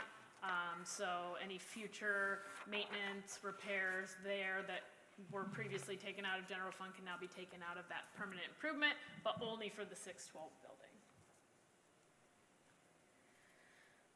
Next slide, debt. I'm gonna say that in October, if I remember correctly, I had debt starting to be paid out of the general fund.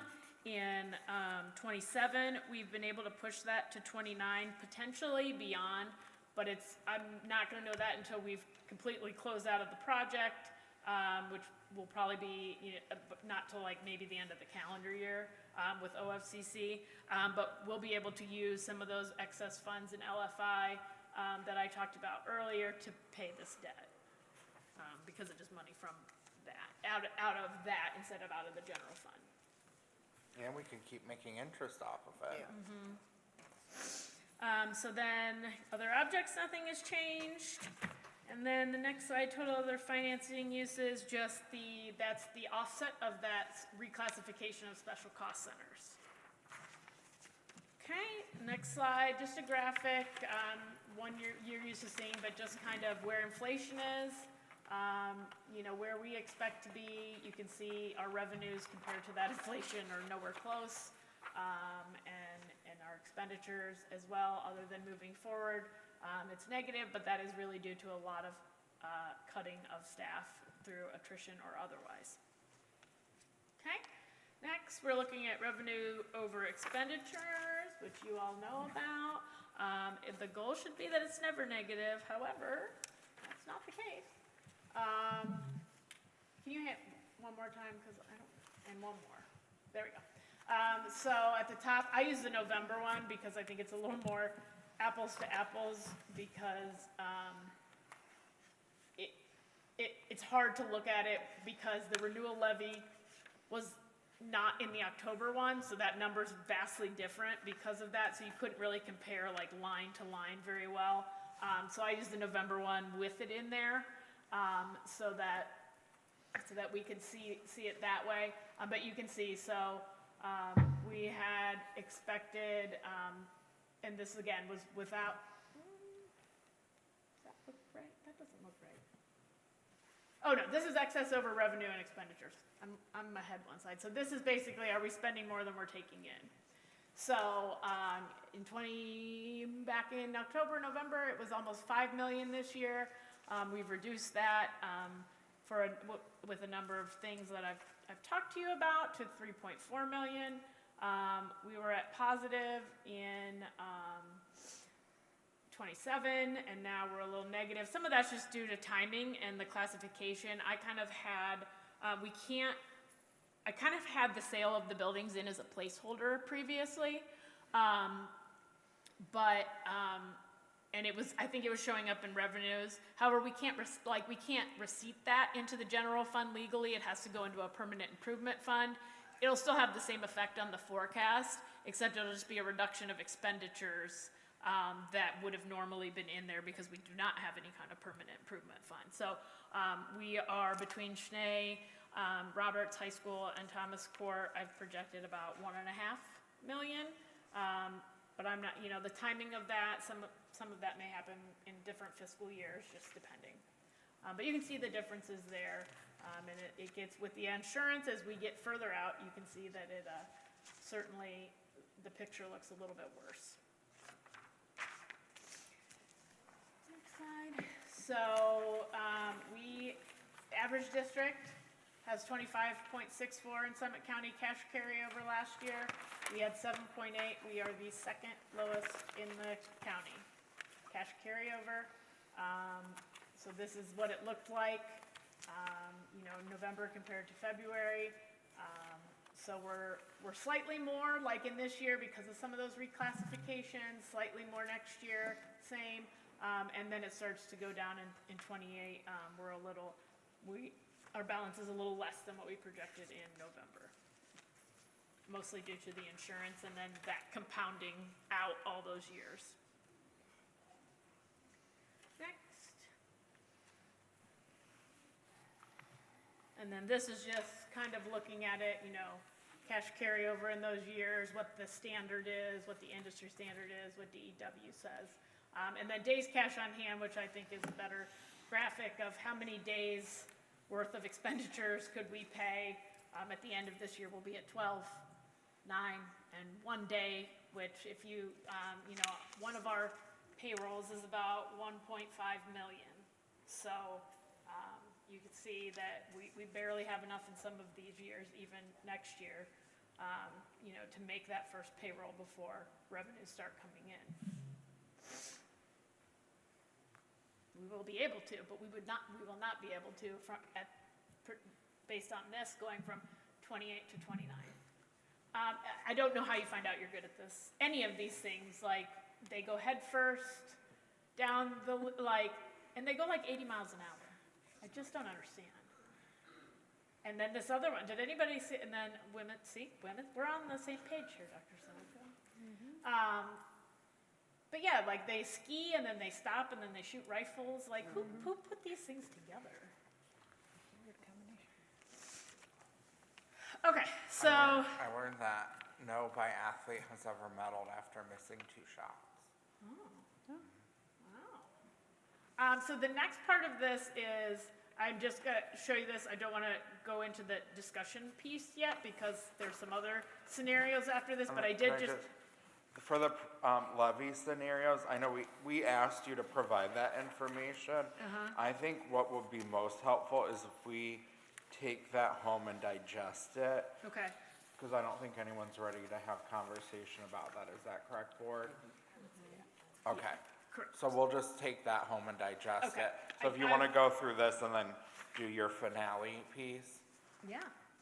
and then we'll move on to the discussion, and then we'll come back to you, because I know we asked for the levy scenarios, but like you said, it's just very preliminary, because we don't Yeah, know it's exactly just to get what- an idea, It's just yeah. to help us Yep. digest. Yep.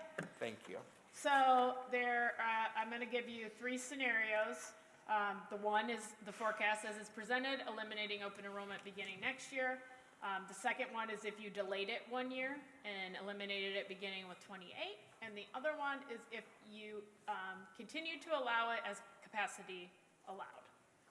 So the next thing, so if you look there, these lines are equivalent to what 1501 or the unreserved fund balance on the bottom of the forecast is. As you can see, our current forecast, we're at that 1.5. I didn't include this year because obviously it's not affected. So starting next year, and then 204, 29, 30. Okay, so that mimics the forecast. If you wait a year, you can see the difference there is about $636,000. Now, just so you're clear, and I want to make sure I make this clear, is that you may say, well, that doesn't match maybe specifically the number that was provided in that, in what we received last week. Part of that is because when we factor in like a reduction, and I said, I factored in $360,000 in salary costs would be saved. Each year, like all that compounding and all the other factors that we're applying, as in a 1%, a 2% steps, those kinds of things, it's in that. So, because that's what would happen. I mean, these people, if they weren't eliminated, their salaries would go up, benefits would go up with it, whatever they're currently at, and all of that. So any savings also then becomes bigger based on those trends. And then keeping open enrollment completely, you can see, and then I've kind of highlighted the differences in each of those years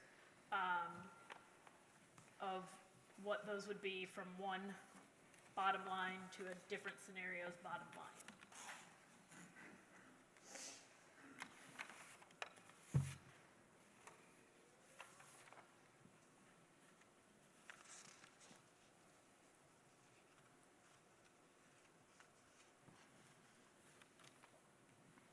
Any questions on that, or? Are you saying that the numbers that are in red are what you would be saving? At the bottom, yes.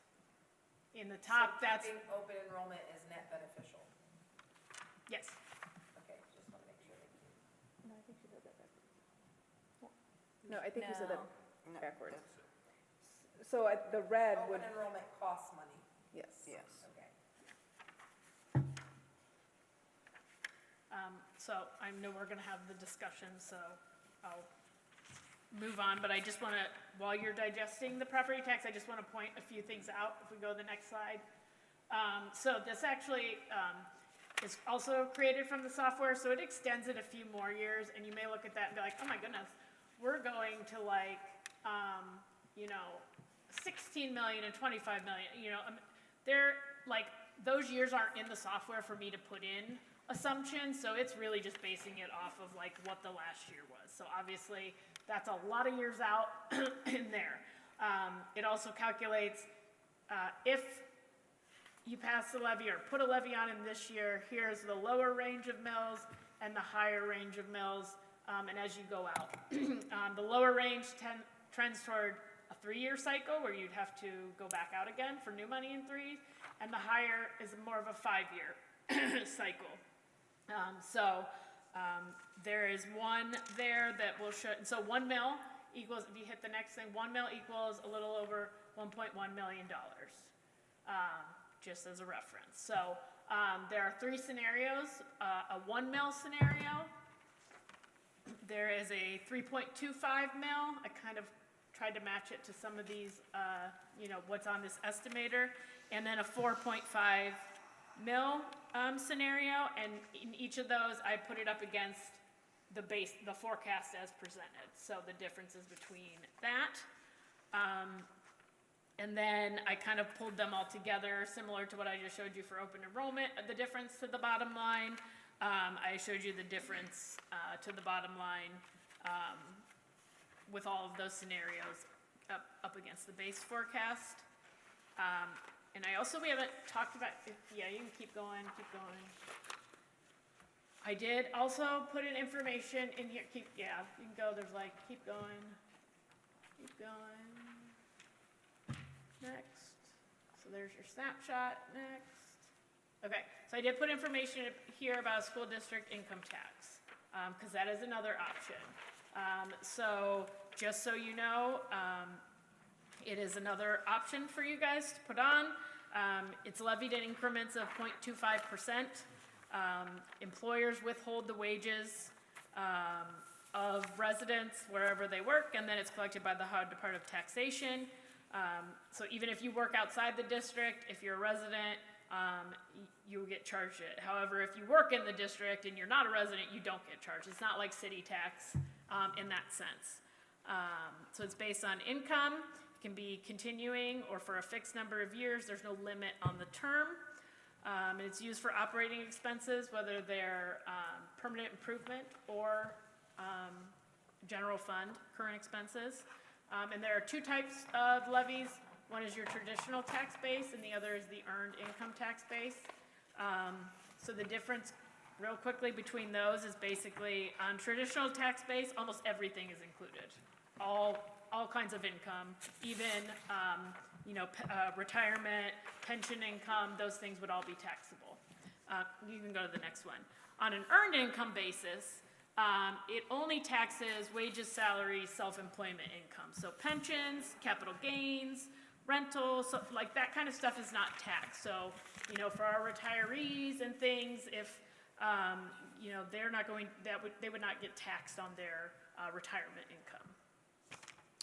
And then I've just highlighted some of the characteristics of that. And then a few frequently asked questions that I thought might come up. One being, is it the same as a municipal tax? And the other one is that you can also put a levy on the ballot to say, we're putting this on, and if it passes, we will reduce this other property tax levy or whatever. Or, like, officially, or you can just let it, one of those expire if that were the case. But for property tax owner, that wouldn't be guaranteed, whereas you could kind of, make it like subsequent, based on that. The one thing I want to point out, though, is that how revenue is received, because it's different than property tax. So it's received quarterly by school districts, and because it's based on income and people filing taxes, it's a little delayed at first. So if you'll see that, the first one is usually small. And then it kind of ramps up, and then we start getting onto that. So it takes about a year and a half, so 6 quarters, to get the full tax amount that's liable from that first year. Because even though we're withholding income throughout the year, your annual returns aren't due till the following year, which could, be more. So just that's something to keep in mind. And then you can go to the next, I just pointed out next.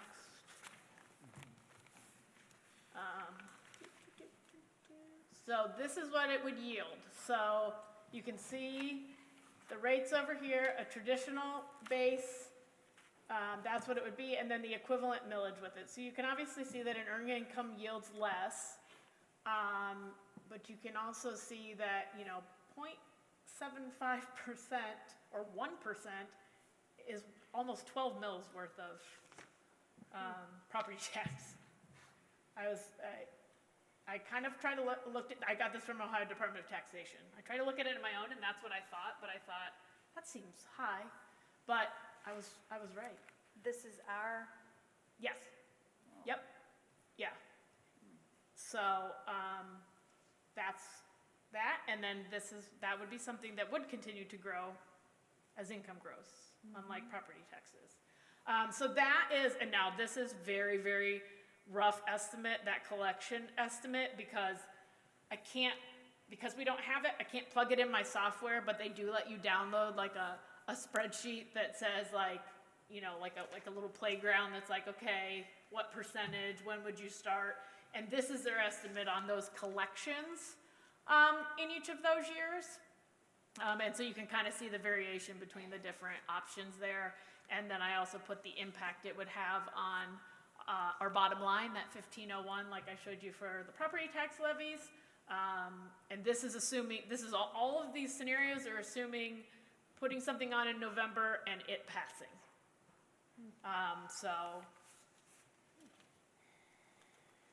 And then on the next page, I just gave you some districts that are, there's not a whole lot around here. It's very popular in rural areas. It's becoming a lot more popular now. But these are the kind of close, I mean, there's one in Summit, one in Stark, one in Portage. But you know what, that history, there are 3 on the ballot in May. So Norton and Twinsburg both have one, and Parma. And then that is the total of income tax levies in those election years, and their passage rate. And those are all election, May, some of those have special elections in them. There.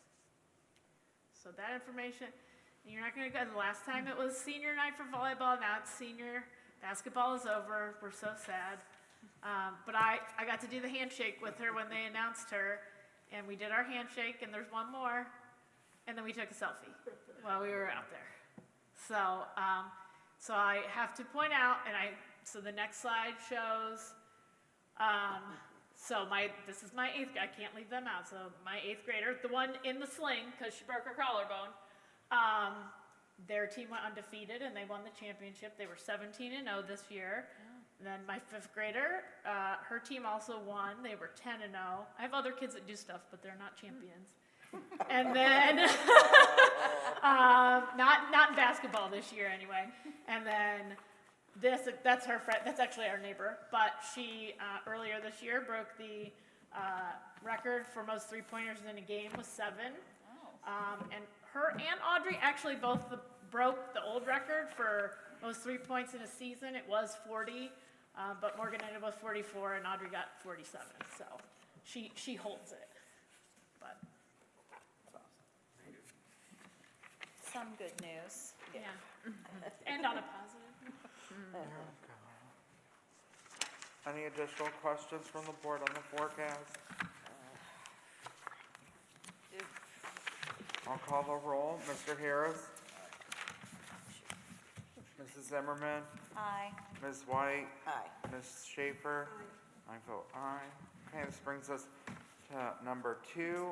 It's discussion on open enrollment, just as a little level setting. So, going into this, we're discussing inter-district open enrollment, and we're discussing current inter-district open enrollees. Administration is working under the presumption that we have ruled out taking in new inter-district open enrollees. So we just need to confirm that for them, correct? And that we're just discussing what to do about our current people, correct? Okay, gotten that far. And then I just wanted to discuss the intra-district open enrollment, because we've been getting a lot of questions about that. So, our intra-district open enrollment application period is coming to a close on Saturday. It's been open from February 1st, until February 28th, so that's this Saturday. And we know that we're getting many, many requests for people requesting an elementary school other than their assigned school, which we anticipated. And we just want to be very clear that these are requests and are not guarantees. We cannot guarantee that every request will be granted. Since we closed Preston Elementary School, students from that neighborhood were reassigned, and as we know, that bumped our boundaries and we approved new boundaries.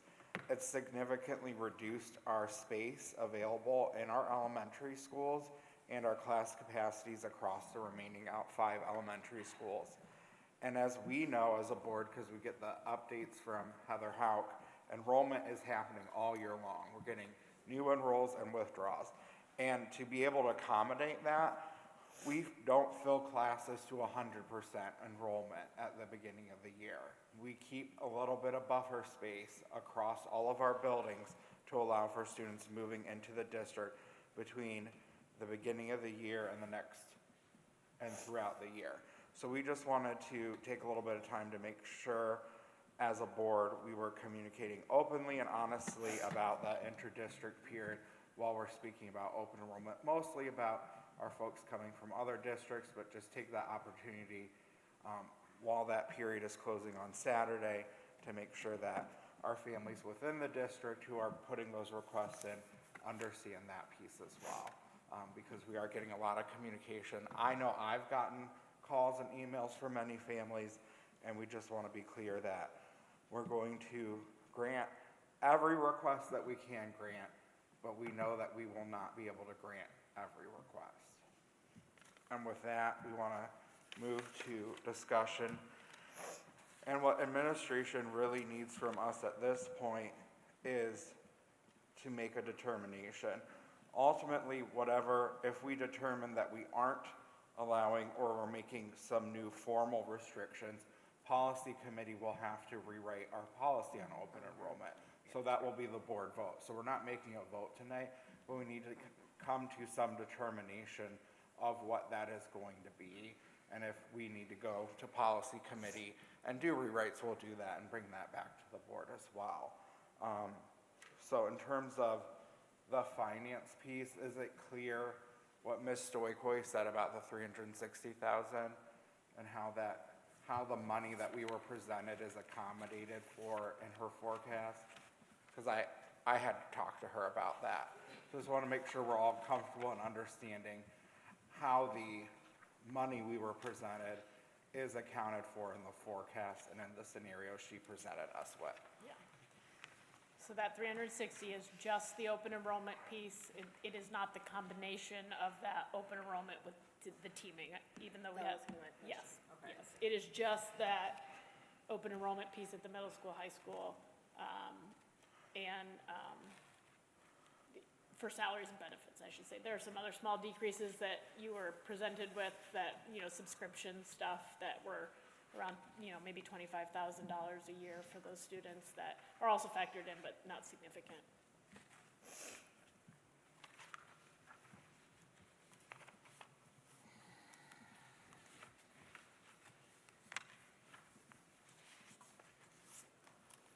I'll say as well, I think one of the comments I've seen from people is that people feel that we have a lack of connection to this decision. And I just want to make a comment, and I've thought about different ways I want to make this comment.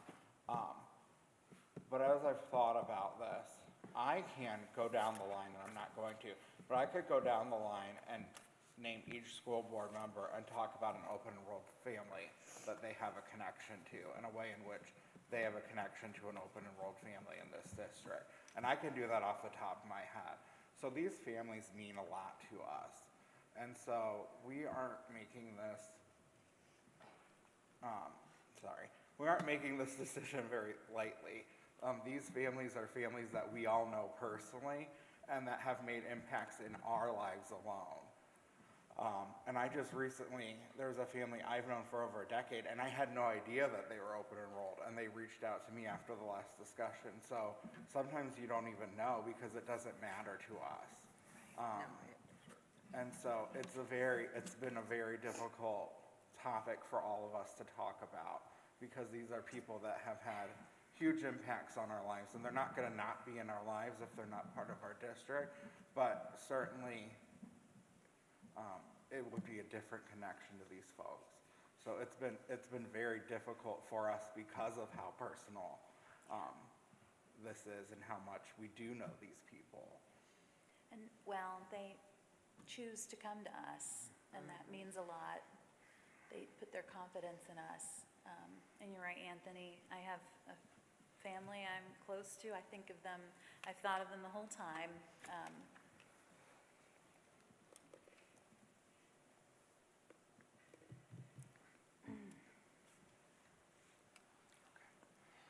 But it is hard to ignore the numbers and what we're facing, what we continue to face financially.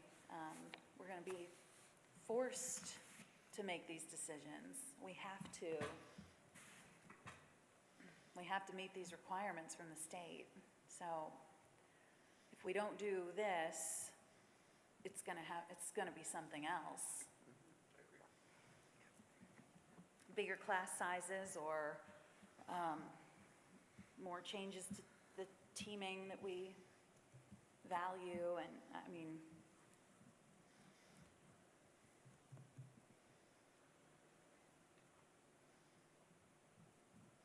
I'm just really stuck personally because I think everyone knows I don't want to do this. I think I've made that very clear. But at the same time, I feel like we have to do this. And I think that's so awful because I look at everything we've done. We closed the school, for goodness sakes. I mean, we've cut so many things, and I just want to say, like, for what? Like, at what point, like, is the bloodletting enough? And then we're still in not a great financial position. And I think when you look at what Ms. Stoicoy presents, I can't look at our finances and feel like we're spending ridiculously. And frankly, if you know me, I wouldn't let our district spend ridiculously. These two folks know me well enough that if I felt we weren't spending responsibly, I would be the first to call them on their cell phones and say something about it. So it's just so hard for me to do this to students. we're kicking the can down the road. And and then on the other hand, it doesn't, what else do we have to cut? And then we're gonna have to cut deeper if we don't do it. So I do believe we have to do it, but my heart does not want to do it because I don't believe it's the right thing to do for these students. And that's where I'm so having such a really, really hard time with this. Yeah. Well, I think we all are. Yeah, 100%. The same. We don't want to do this, but the money comes down to money. They aren't short-term issues, the financial problems, more of a structural trend we're up against. And you're exactly right. That, as I'm reading the news and reading other city newspapers, this is not a Cuyahoga Falls issue. This is a widespread issue, and people are dropping open enrollment. People are putting more levies on the ballot. They're, adding the taxes, but Closing trying to be more schools. creative. Closing on- schools. Correct. Well, So it's- it is an issue Yeah. that is not exclusive to this district. It's fairly clear we're going to have to ask our taxpayers for more money in some fashion. And so if we have declined to save this amount of money, that's less of a case to ask for more. Right. And I think what I struggle with the most at the end of the day, to summarize, is that I hate for any of our students or families to feel at the end of the day that all they were to us was a number. Yeah. And that's what I don't right. want them to feel. But how do you make them not feel that way when this is the decision we feel like we have to make. So I think that is truly the sum of my struggle with this. Yeah. Well, I think my, goal for our district is to make it a place where people want to come. They're clamoring to get in. They want to move here. They want this to be their choice, and we're, taking that choice away. Talk about school choice. Right. Well, and to help our district, I think that this is a decision we do have to make. We have to metaphorically put our oxygen mask on to financially, for ourselves, It's a good analogy. to do what we have to do for ourselves, to be fiscally responsible for ourselves in our district so that we can make the choices to make our district strong, for our students, yeah. Right, because our next cuts are even more painful to class sizes and to curriculum and to activities and staff and other things that hurt even more of our students and interfere with our goals, our academic goals, which we're making progress on. We don't want to go backwards there. And we've already had to make pauses on, Right. due to financial constraints, to be fiscally responsible.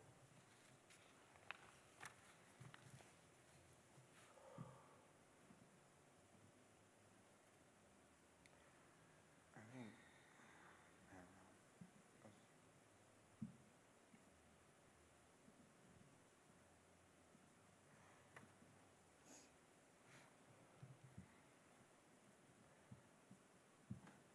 I think to administration, I think you're getting obviously a sense of where we feel forced to go. How do we work with these families to communicate with them if this is what we're doing and to support them, which would obviously be a difficult time. First, we want to support these families and students, and then second, the reverberations of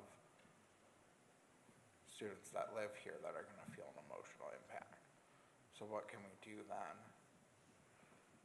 Because if we're making this, having this conversation here, word's going to spread. So by tomorrow and in the days that follow, we need to be putting plans in place to support those that need support. Yeah, and I think our student services department will be open to that and brainstorming, sharing resources with families for other options, perhaps. I would also suggest or offer this, if this is the direction we're going to go. I know we had talked about earlier about, we have a handful of seniors, students that would be seniors next year. And I don't know how long they've been here, I haven't looked into that. But if there's a desire to allow the students, the seniors to graduate, we could look into superintendent agreements. And Yes, I would really I know like Ms. to at Zimmerman, least you had offer asked me that that. question. Me too. So we could, they wouldn't be open enrolled, it would just be, it's not done frequently, but in extreme cases or special circumstances, superintendents will allow that. In my career, I've done it only a couple times, frankly, but I also know that I've kind of been proactive in talking with my colleagues of those districts, and I think I have their support in allowing, because the reason they have to give us permission is because we would take, well, we don't really get any, but the funding. In the old way of funding, the money follows the child, so it meant more then, but they would be foregoing anything that would be associated with that student. But it would be, to do that beyond the seniors, to try to do that for juniors or high schoolers Yeah, it's, would where not do you be draw the line? Yeah, because, feasible. yeah, if you Right. start with just high school, then there is a cost there. If you go to the 10th grade, what does that look like? It really, I think, if we're going to do it, I think we can swing seniors, because there's a handful. Beyond that, it does get complicated, and then where do you draw the line?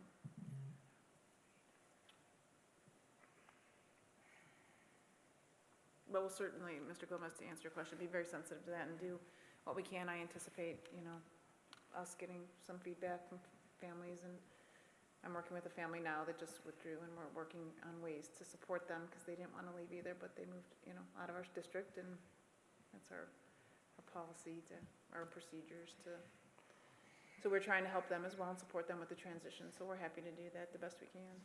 Well, I think the other piece of that is that the district level communication needs to be quick, because people will get it from word of mouth too. Agreed, so Christine's nodding, so she knows we'll have to put something out, yeah. Is there anything more from the board? We do have a committee member that wants to address us on this topic. I hate this, but what is to do? Is this something that we need to vote on at all, or is this something that just needs to change in policy? Mr. Gomez, yeah, right. As he suggested, it's a Yeah, you have policy to. change. Okay. So right now, what I'm hearing, if that's the direction the board goes in, we will start to put that ball in motion, preparing in anticipation that when you do your policy change. We'll have to change the policy, Yeah. but Yeah. I think if the direction is clear for the administration, they can do what they need to do, and we've given them direction in terms of our expectations, in terms of communication and support. But we do have a community member that wants to speak. Ms. Mundy, if you want to come up, you'll have 3 minutes.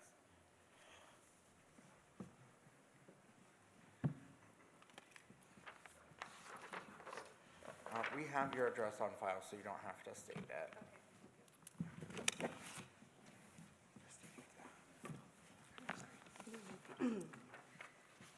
My name is Abby Mundy. For the past decade, I have been a deeply committed member of the Cuyahoga Falls City Schools community. And during this time, I have served as a volunteer, a chaperone, a homeroom parent, a coordinator for school fundraisers or community events, and for the last 4 years, a board member of the middle school PTO. For those same 10 years, we have been an open enrolled inter-district family. My children currently attend the 6 through 12 campus. My freshman is an honor student with a 4.0 GPA, and my 6th grader, who thrives with an IEP, maintains a 3.0 GPA. For the current school year, as well as all previous years, they've maintained near perfect attendance with no behavioral incidents or disciplinary actions. Furthermore, my husband is a class of 2001 alumnus who attended Newberry, Bullock, and Cuyahoga Falls High School. Despite residing outside the district, our family's roots and daily lives are firmly planted in Cuyahoga Falls. I am concerned that the consideration of reducing or eliminating open enrollment is being considered as a budget cut measure without a full understanding or evaluation of the value these families bring. I would like to raise only a few of some critical points. The first being the financial impact. What is the total revenue currently generated by funds and/or reimbursements for current open enrollment, including those for open enrolled students with IEPs? With an additional tax levy that is being proposed, it is logically inconsistent to cut an existing revenue stream. Removing these funds only increases the financial gap that local taxpayers are already being asked to fill. The next one being academic and behavioral standards. How does the performance of our open enrolled students, specifically regarding grades, attendance, and behavior, measure up against the district-wide averages? And the last that I want to bring up is community contribution. Has the district accounted for the support of volunteer hours and leadership roles such as PTO positions filled by open enrollment families? I urge the board to move forward based on comprehensive data rather than impulse. Cutting revenue at the same time and are asking the community for more tax support is counterproductive to the long-term health of the district. And we are not just out-of-district families, we are also active Black Tiger contributors to the success and culture of these schools. So thank you for your time and your consideration. Thank you. Thank you. I think in terms of what we make, we actually don't make money off of out-of-district people on IEPs or 504s. They call it catastrophic costs, which I think is a gross word to use. But It's actually not called that, it's called they call threshold. it threshold. They used to call it Yeah, catastrophic did. costs. They did. I'm getting I'm getting old in terms of my service on the board.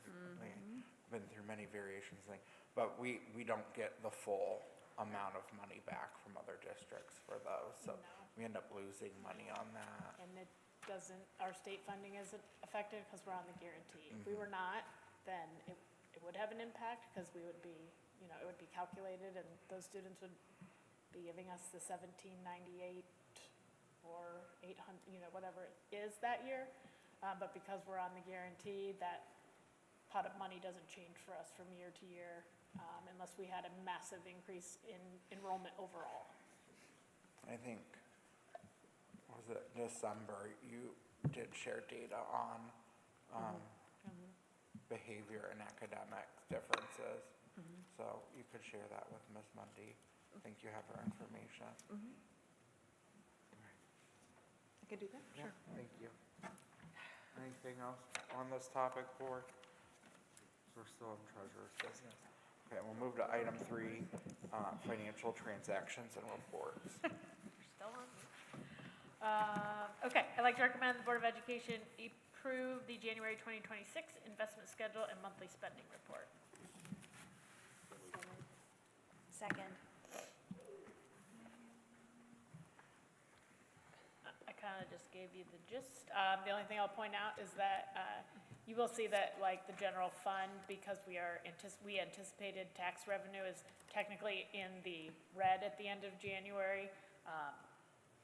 We are not in the red any kind of cash flow. It's not like we didn't make a payment. We've started receiving, we've received 2 advances already from the county. So that's nothing to be concerned about. It's just due to the point of the year where we're at that, you know, we're in between that. We hadn't started receiving those revenues yet, but knew they were coming. So that's really the only big thing. Any questions or comments from the board? Please call the roll. Ms. White? Aye. Mrs. Zimmerman? Aye. Mr. Gomez? Aye. Mr. Harris? Aye. Mrs. Schaefer? Aye. Any further comments? I had a feeling. That brings us to item G, Superintendent CEO's business consent agenda. Dr. Selka. Thank you. It is recommended that the Board of Education approves all items listed in the superintendent's consent agenda. So moved. Thank you. We have several items this evening for your consideration. Under personnel, we have some coaches. Those are mostly our spring coaches. We have some extra duties. Those are the stipends for the staff members that you had approved for, that we're asking you to approve for the parking lot and supervision at the new campus. We have a couple of those, as well as a volunteer. I thought we had a volunteer on this one. Nope. Retirement, I'm sorry, retirements. If I could read my own writing, we'd be in good shape. As for retirements, I want to point out, there's a few on here, but most of them are change of dates. People just, they've submitted their retirements. But the other one is Hope Jones, and she works at our operations center, and we're grateful to her, and so she's looking to retire, appreciative of her service. And we also have some ESC, the service plans and the services that, again, this is through the ESC, those services that we purchase through them, and then we're given money through the county funds and how that funnels through. But this is just our yearly service plan with them. We also have a few special education contracts there that you'll see. I want to note that Kids First is new to us.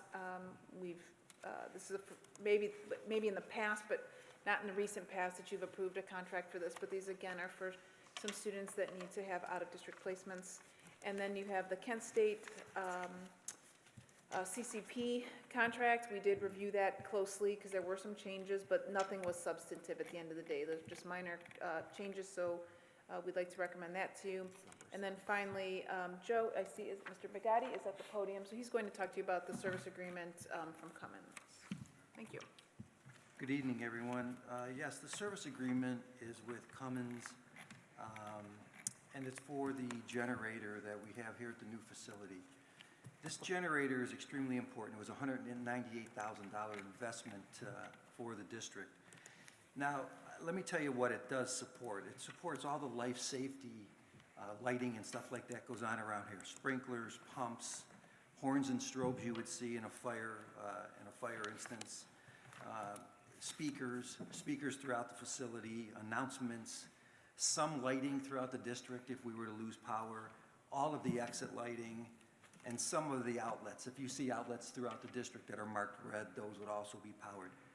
What it doesn't cover, or what it won't continue to let run, are the HVAC system or the walk-in cooler. So it's mostly just life safety. As I said, it's a $198,000 investment. This is slightly, maybe just a touch more than 1% a year of making sure that we have no problems with this particular unit. And I did supply the board with what the planned equipment maintenance was, and what it covered, and what the full service portion of that was as well. Thanks, Joe. Any questions? And this is our actually first expense out of the PI fund for the building. Ms. Stoico is gonna work on establishing some guidelines on people making requests to utilize that fund. Obviously, we just heard our financial forecast, and this obviously fits that, so we're happy to spend almost $11,000 not out of the general fund. But at the same time, we want to make sure we're spending that money responsibly so that when a large maintenance request needs to be done, we have that money there to do it as well. And if I could say one more thing. We did have two other quotes, Mr. Gomez. One was for over $22,000, and another one was for over $15,000. So not only is this particular number a very good number, it's actually, Cummins is actually the person or the company who made the generator. So they have the experience with it. Thank you. Thank you. So the permanent improvement fund, does it gains interest?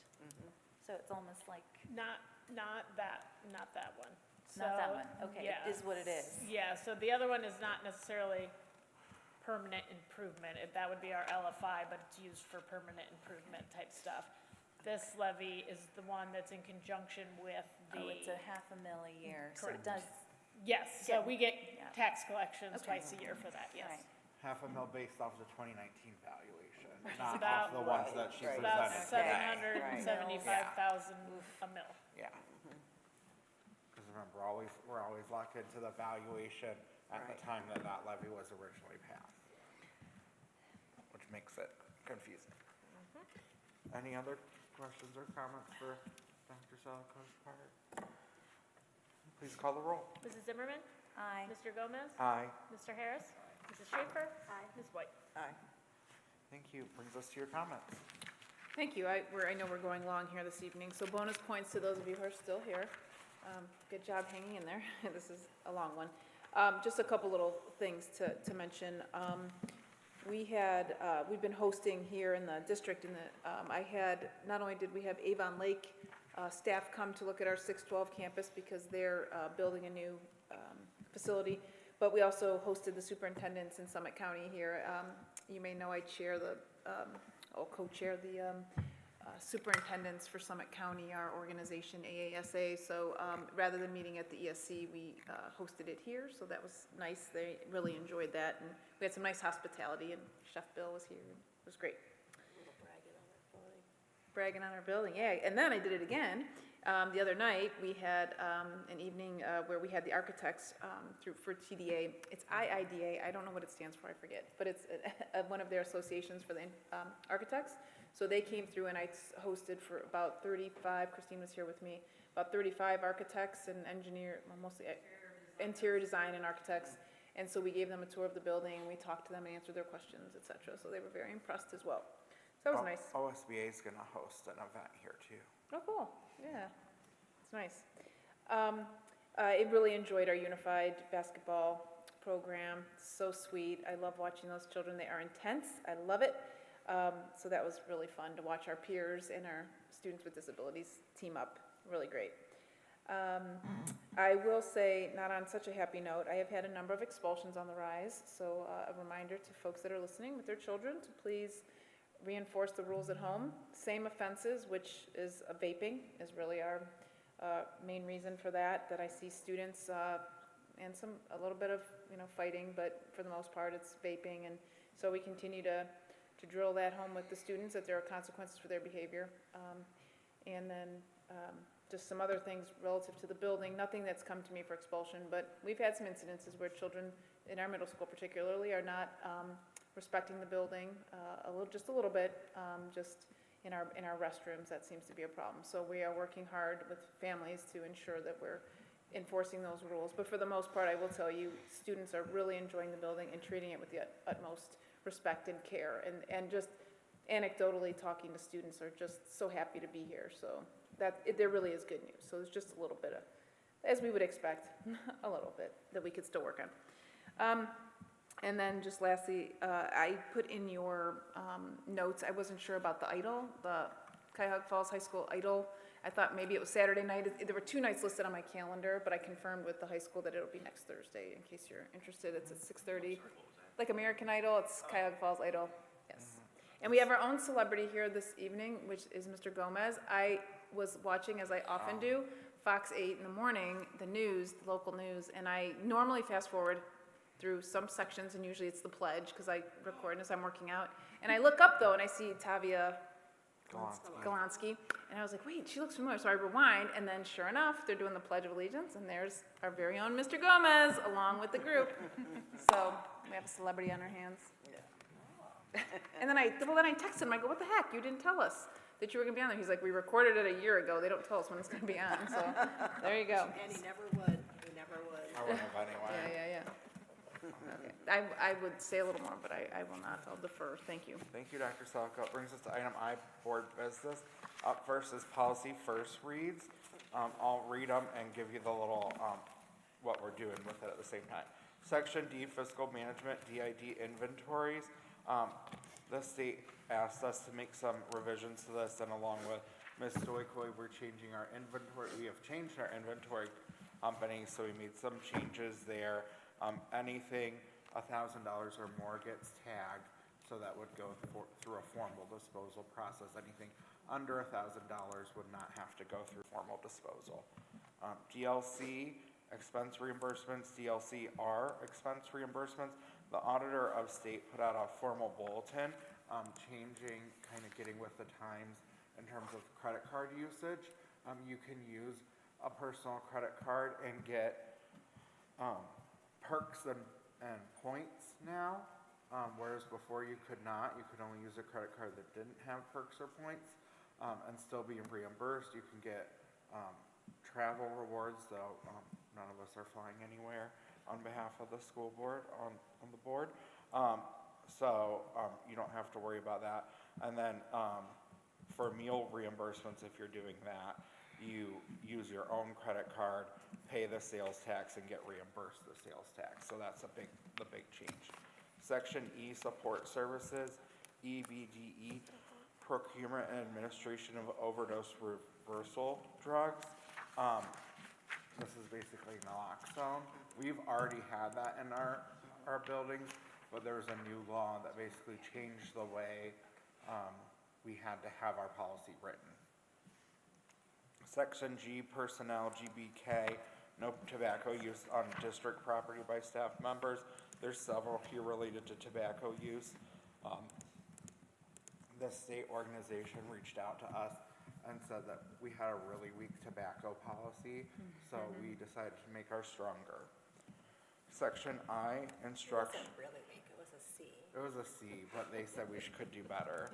Section I, instruction, IK, EB, acceleration, only one word changed. Section J, student, JEB, entrance age, state law changed that kindergarten students have to be age 5 before entrance to the first day of instruction, which we interpret as if kindergarten starts on the 19th, they have to turn 5 up to and including the 18th. You can't turn 5 and have your 5th birthday party on the first day of kindergarten. But on the 18th, you can turn 5, have your birthday party, come to us on the 19th as 5 in one day. And that's the new state law on that. JFCG, tobacco use by students, that's tobacco related. Section K, school community relations. KGC, no tobacco use on district property, is tobacco related. And then these next two are related, KMA, relations with support organizations, and KMA-R, relations with support organizations. So these policies were originally written before we had a communications coordinator, so we wanted to make them more relevant now that we have a coordinator. So we want people to work with her to make sure that she's aware of the official social medias that they have and or any websites that they have. So they're gonna give us that information when they come to us to apply every year, so that Christine is aware of that information, because she's in charge of our branding. So if it's like, oh no, that's not the tiger we use, or let me help you with that information, Christine can connect with them, and then also know the different ways in which they're communicating, so that she, as our district communications person, can better communicate with our district. And then K and A, appointments to the Cuyahoga Falls Park and Recreation Board and Cuyahoga Falls Library Board. It still talked about the Falls News Press, which we know we no longer have, so we made revisions to that to get rid of it. So those will be up for approval at the next meeting. If you have any questions, you can reach out to Mrs. Schaefer or I.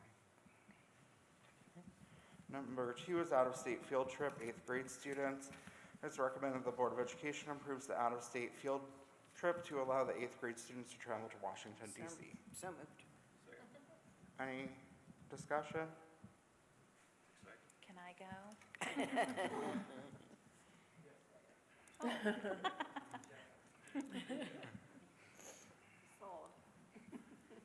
Please call the roll. Mr. Gomez? Aye. Mr. Harris? Mrs. Schaefer? Aye. Ms. White? Aye. Mrs. Zimmerman? Aye. Thank you. Item 3 is a purchase agreement with the City of Cuyahoga Falls. It's recommended the Board of Education approves the agreement between the City of Cuyahoga Falls and the Cuyahoga Falls City School District. So moved. Second. This is for the tennis courts property. Any discussion? Please call the roll. Mr. Harris? Mrs. Schaefer? This is, Is it, did I say the wrong one? it's Thomas, it's by Thomas Court. It's the, Cemetery yes, property? the cemetery lot, yes. Cemetery It is lot. by the tennis courts and it's by tennis court, or Thomas Court, you're right. It's just across the street. Mrs. Schaefer? Who's buying from her? Aye. Ms. White? We're City. selling Oh, a lot of aye. land to the city. Mrs. Zimmerman? Aye. Mr. Gomez? Aye. Number 4 is future agenda items. Do you have any future agenda items to come before the board at this time? Any additional ones? I don't, no. Brings us to 5 committee reports. I'll go first. Board Policy Committee, we just reported out. Athletic Committee doesn't have a report. And then Community Engagement and Empowerment Team, I was not able to attend, and I don't think Ms. White was able to get in. No, I wasn't, But- unfortunately. Ultimately, what happened was, the determination of the committee was to, host a district-wide event at our 5 elementary schools that will exist next year on April 30th.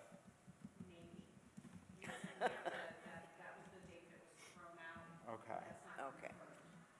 But that's basically the idea that was determined as a way of welcoming folks to their new buildings. People can kind of get to know one another in that way. And so if it all is on one night, ultimately, I think what would be good is for each board member to pick one, and then we can each be there. Since there's 5 of us in 5 buildings, that will work well. So when a date gets finalized, we can kind of try to go from there. At our PTO meeting at Silver Lake, we've talked a lot about wanting to welcome. So I know at least from at that school, definitely, and I'm sure the other PTOs would, yeah, like to participate or help as well. Well, that's what the committee determined would be their event for this year, which I Okay. think is a great idea. Yeah, I love it. Yeah. Mrs. Schaefer, any reports from you? We had our wellness committee meeting, yes, seems like a couple days ago, but it was yesterday. We usually break out into the two subcommittees, but there were a couple absences due to illness, so we just met as one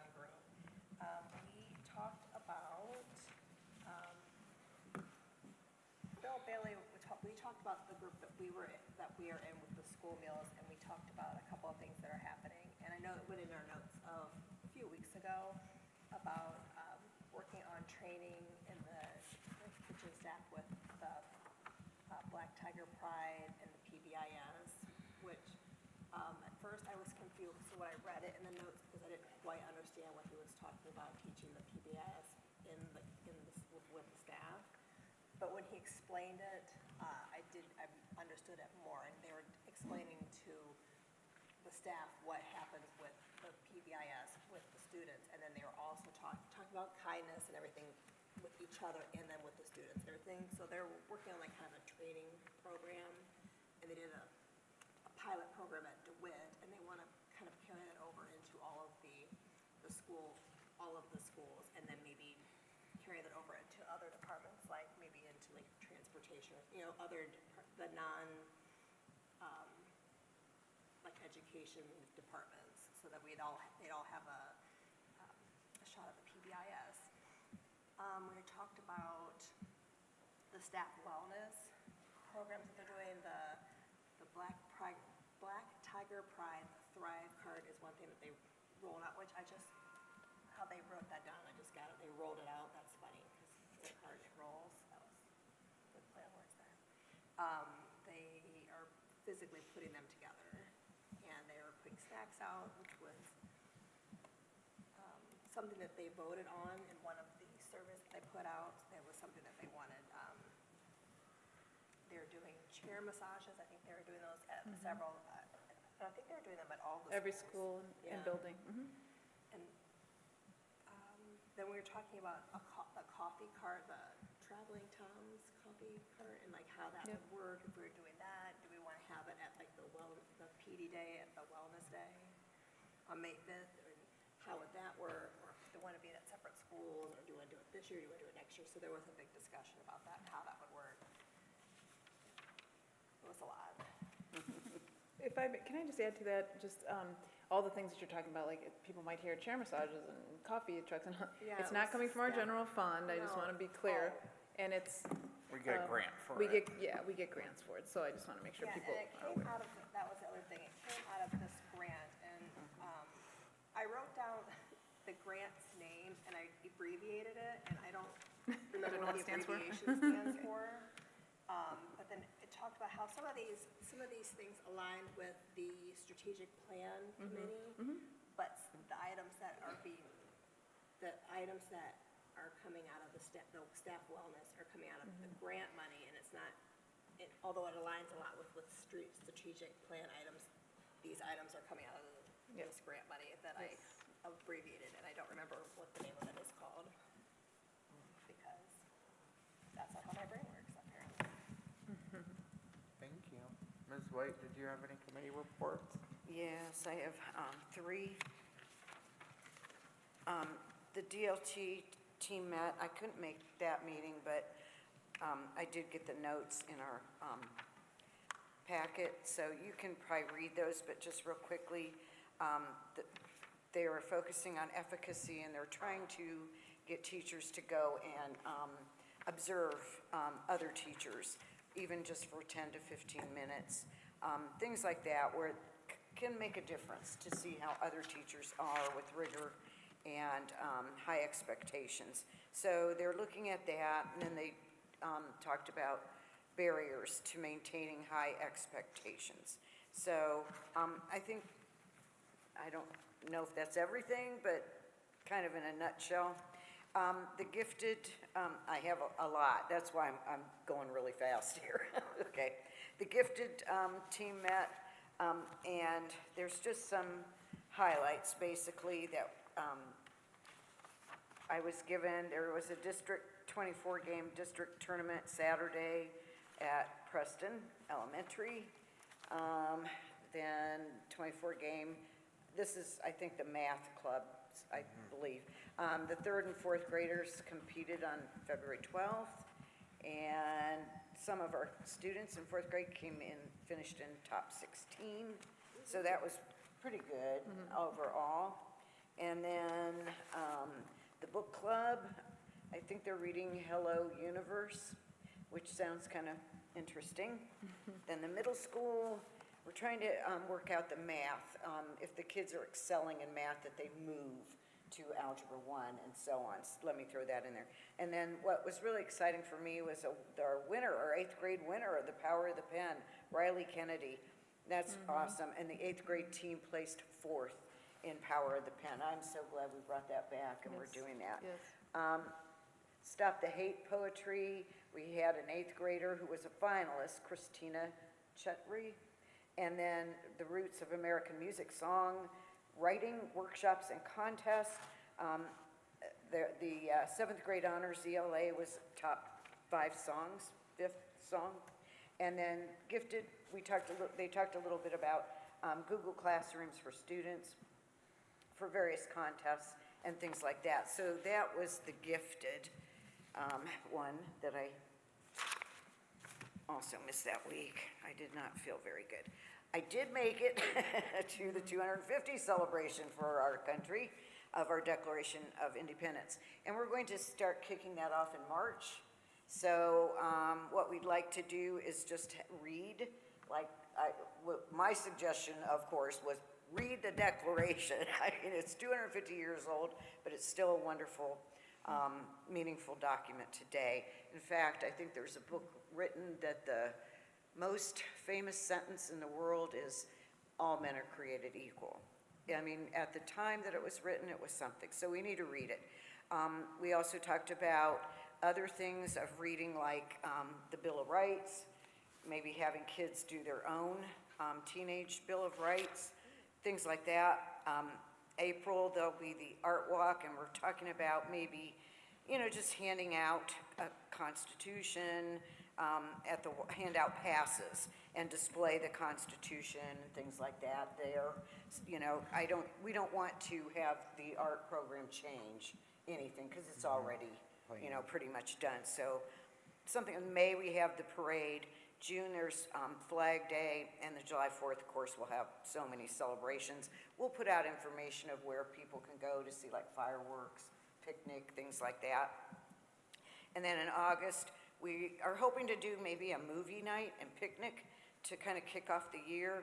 But we also talked about the first football home game, maybe coordinating it with that and the Tiger Tailgate. September is Constitution Day, and we want to put flags all around the school. October, we're not sure quite. We talked about a garden party with apples or pumpkins, but I don't know if that, none of this is in, written down for sure, but these are just some of the ideas. November, of course, is Veterans Day, and the One More Time Band Concert honors all our veterans when they perform, and a lot of our schools do as well. And then December, we thought about having the kids maybe make time capsules and not burying them, because then we won't find them whenever we go to look for them in 50 years. But, putting them somewhere safe where we know where they are, and then in 50 years, kids could open them just to see how things changed. Now, for the board, I am asking that we also read the Declaration, like the preamble of the Constitution, the Declaration, not the whole thing, but just... the Articles of Confederation? Well, I don't think that's really... It was our first founding document. And then to read like the Bill of Rights. So I thought we could maybe divide up. Mr. Gomez, I was hoping that maybe you'd read the preamble to the Constitution. Pardon me? Because I can do it fast. No, you're the president of the board, that's why. And then Ms. Schaefer, I was hoping that maybe you could read the very beginning of the Declaration of Independence, not all the grievances, but just the beginning of it. And then I thought we could all go through and read 2 of the Bill of Rights, if that would work for everybody next Monday to kind of kick us off. Is that? Next Monday? I'm sorry, next board meeting. Will you send an email? I won't remember. So the board meeting, Will you send an email? yeah, Thank you. I think I can. I believe in you. I believe in you. Okay, I think I can. Yep. Maybe we could think of some way of incorporating, like the city does, the movie nights throughout the summertime down on the riverfront. right. So maybe we could incorporate something with them. Yeah, we With our, cause that would help us stay connected to students throughout like the Sure. summertime. Sure, Cause it'll absolutely. be hard for us to do, like, stay connected to our students throughout the summertime. But they get really good turnouts so long as the weather's good. And I know Mayor Dunphy had mentioned they're gonna try to do something in the village as well. For the 250. For the 250, Yeah, I think they're so gonna do a concert, a special concert or a movie. They do their concert series as well. Okay, we'll have to. So check that way with we those. could kind of tie in with each of our municipalities maybe. Because I think that's Absolutely. important as well. But the movies downtown will definitely keep us connected to our students with any ideas we have. Okay. So we're working on it, and that's what we're hoping to kick off in the schools, the high schools. And then there's also poems, poetry of like Paul Revere's Last Ride, and I can't think of all of them off the top of my head, but there are quite a few different things that could be read. I know, I can't think of the little young lady's name who read the poem. I think it was was it Biden's? Oh, Amanda Gorham. Yes, thank you. Her Gorman. poem could be read, or things like that too, besides all, this, but yeah. I think that's a great It's start. interesting, yeah. Okay, I will send out an email, and that's all I have Ms. there. Zimmerman? We didn't have alumni association since last time, but I did go to my first financial advisory committee meeting yesterday, which was just a preview of the financial forecast, so I had a spoiler. I'm learning a lot about it. One day I will know what all these different mills mean. It's hard to, sorry. Thank you. Mr. Harris? Yeah, just real quick, the House passed House Bill 326, which allows additional standardized test options for high school juniors to take instead of the ACT and SAT, and I believe it was the Class C learning test entrance exam. And then I will be going to the state legislative conference. I'll be emailing you some of that, but I haven't made a decision on who's going down there for that. So anyone who wants to come, be depressed with me all day, please come. I'm just kidding. Thanks. Thank you. That brings us to number 6, comments. Ms. White, you're up first. Okay, I don't have much because I was ill last week. I'm feeling much better now. It only lasts about a week, which surprised me. Usually colds last 2 weeks for me, but thank God, yeah. But at any rate, I wanted to just talk a little more about the shift to local taxpayers. And I know, Ms. Stoico, I read this last time, but I think it's very important for people in our community to understand how the state is shifting from giving us money for the schools, and it's not only us, it's all districts, and having our property owners pick up the bulk of, all of this. And again, just by the 27-28 school year, the state's contribution is projected to fall to approximately 10%, about $822 per student. We know that a student probably is at least 8,000, 9,000, probably more, to fully fund their education. So they're just, putting it off. And even though there was a Supreme Court decision saying back in '99 that, nope, you can't rely on property taxes, that's what they're doing. And I also had an article in the paper today about Akron Public Schools. And I just read the whole thing. They're looking for $11 million to cut. That's a lot. And, it may not, I don't know what they all bring in, but again, to me, that's a lot of money.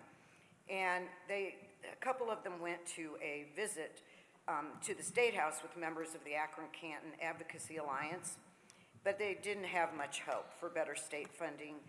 He said that lawmakers believe Ohio has too many school districts, too many buildings, and too many administrators.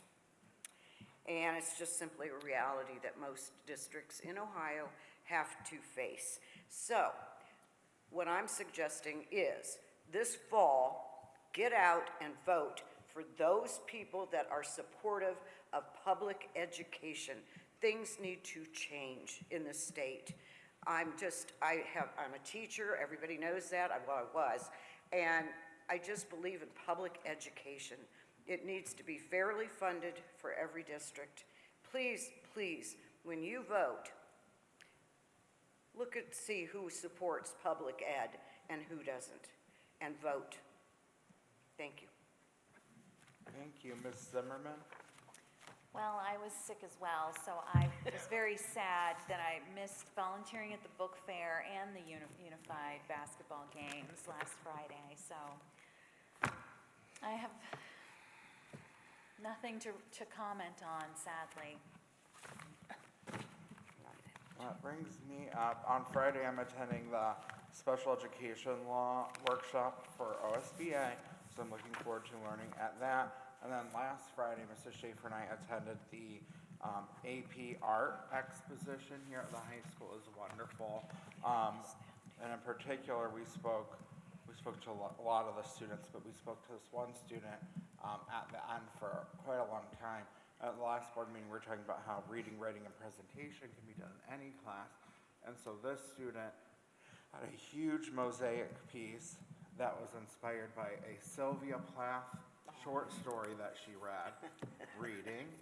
She said her favorite part of presenting her art is writing a paragraph for people to read, writing, and then she spent 10 minutes discussing her art with us, presenting.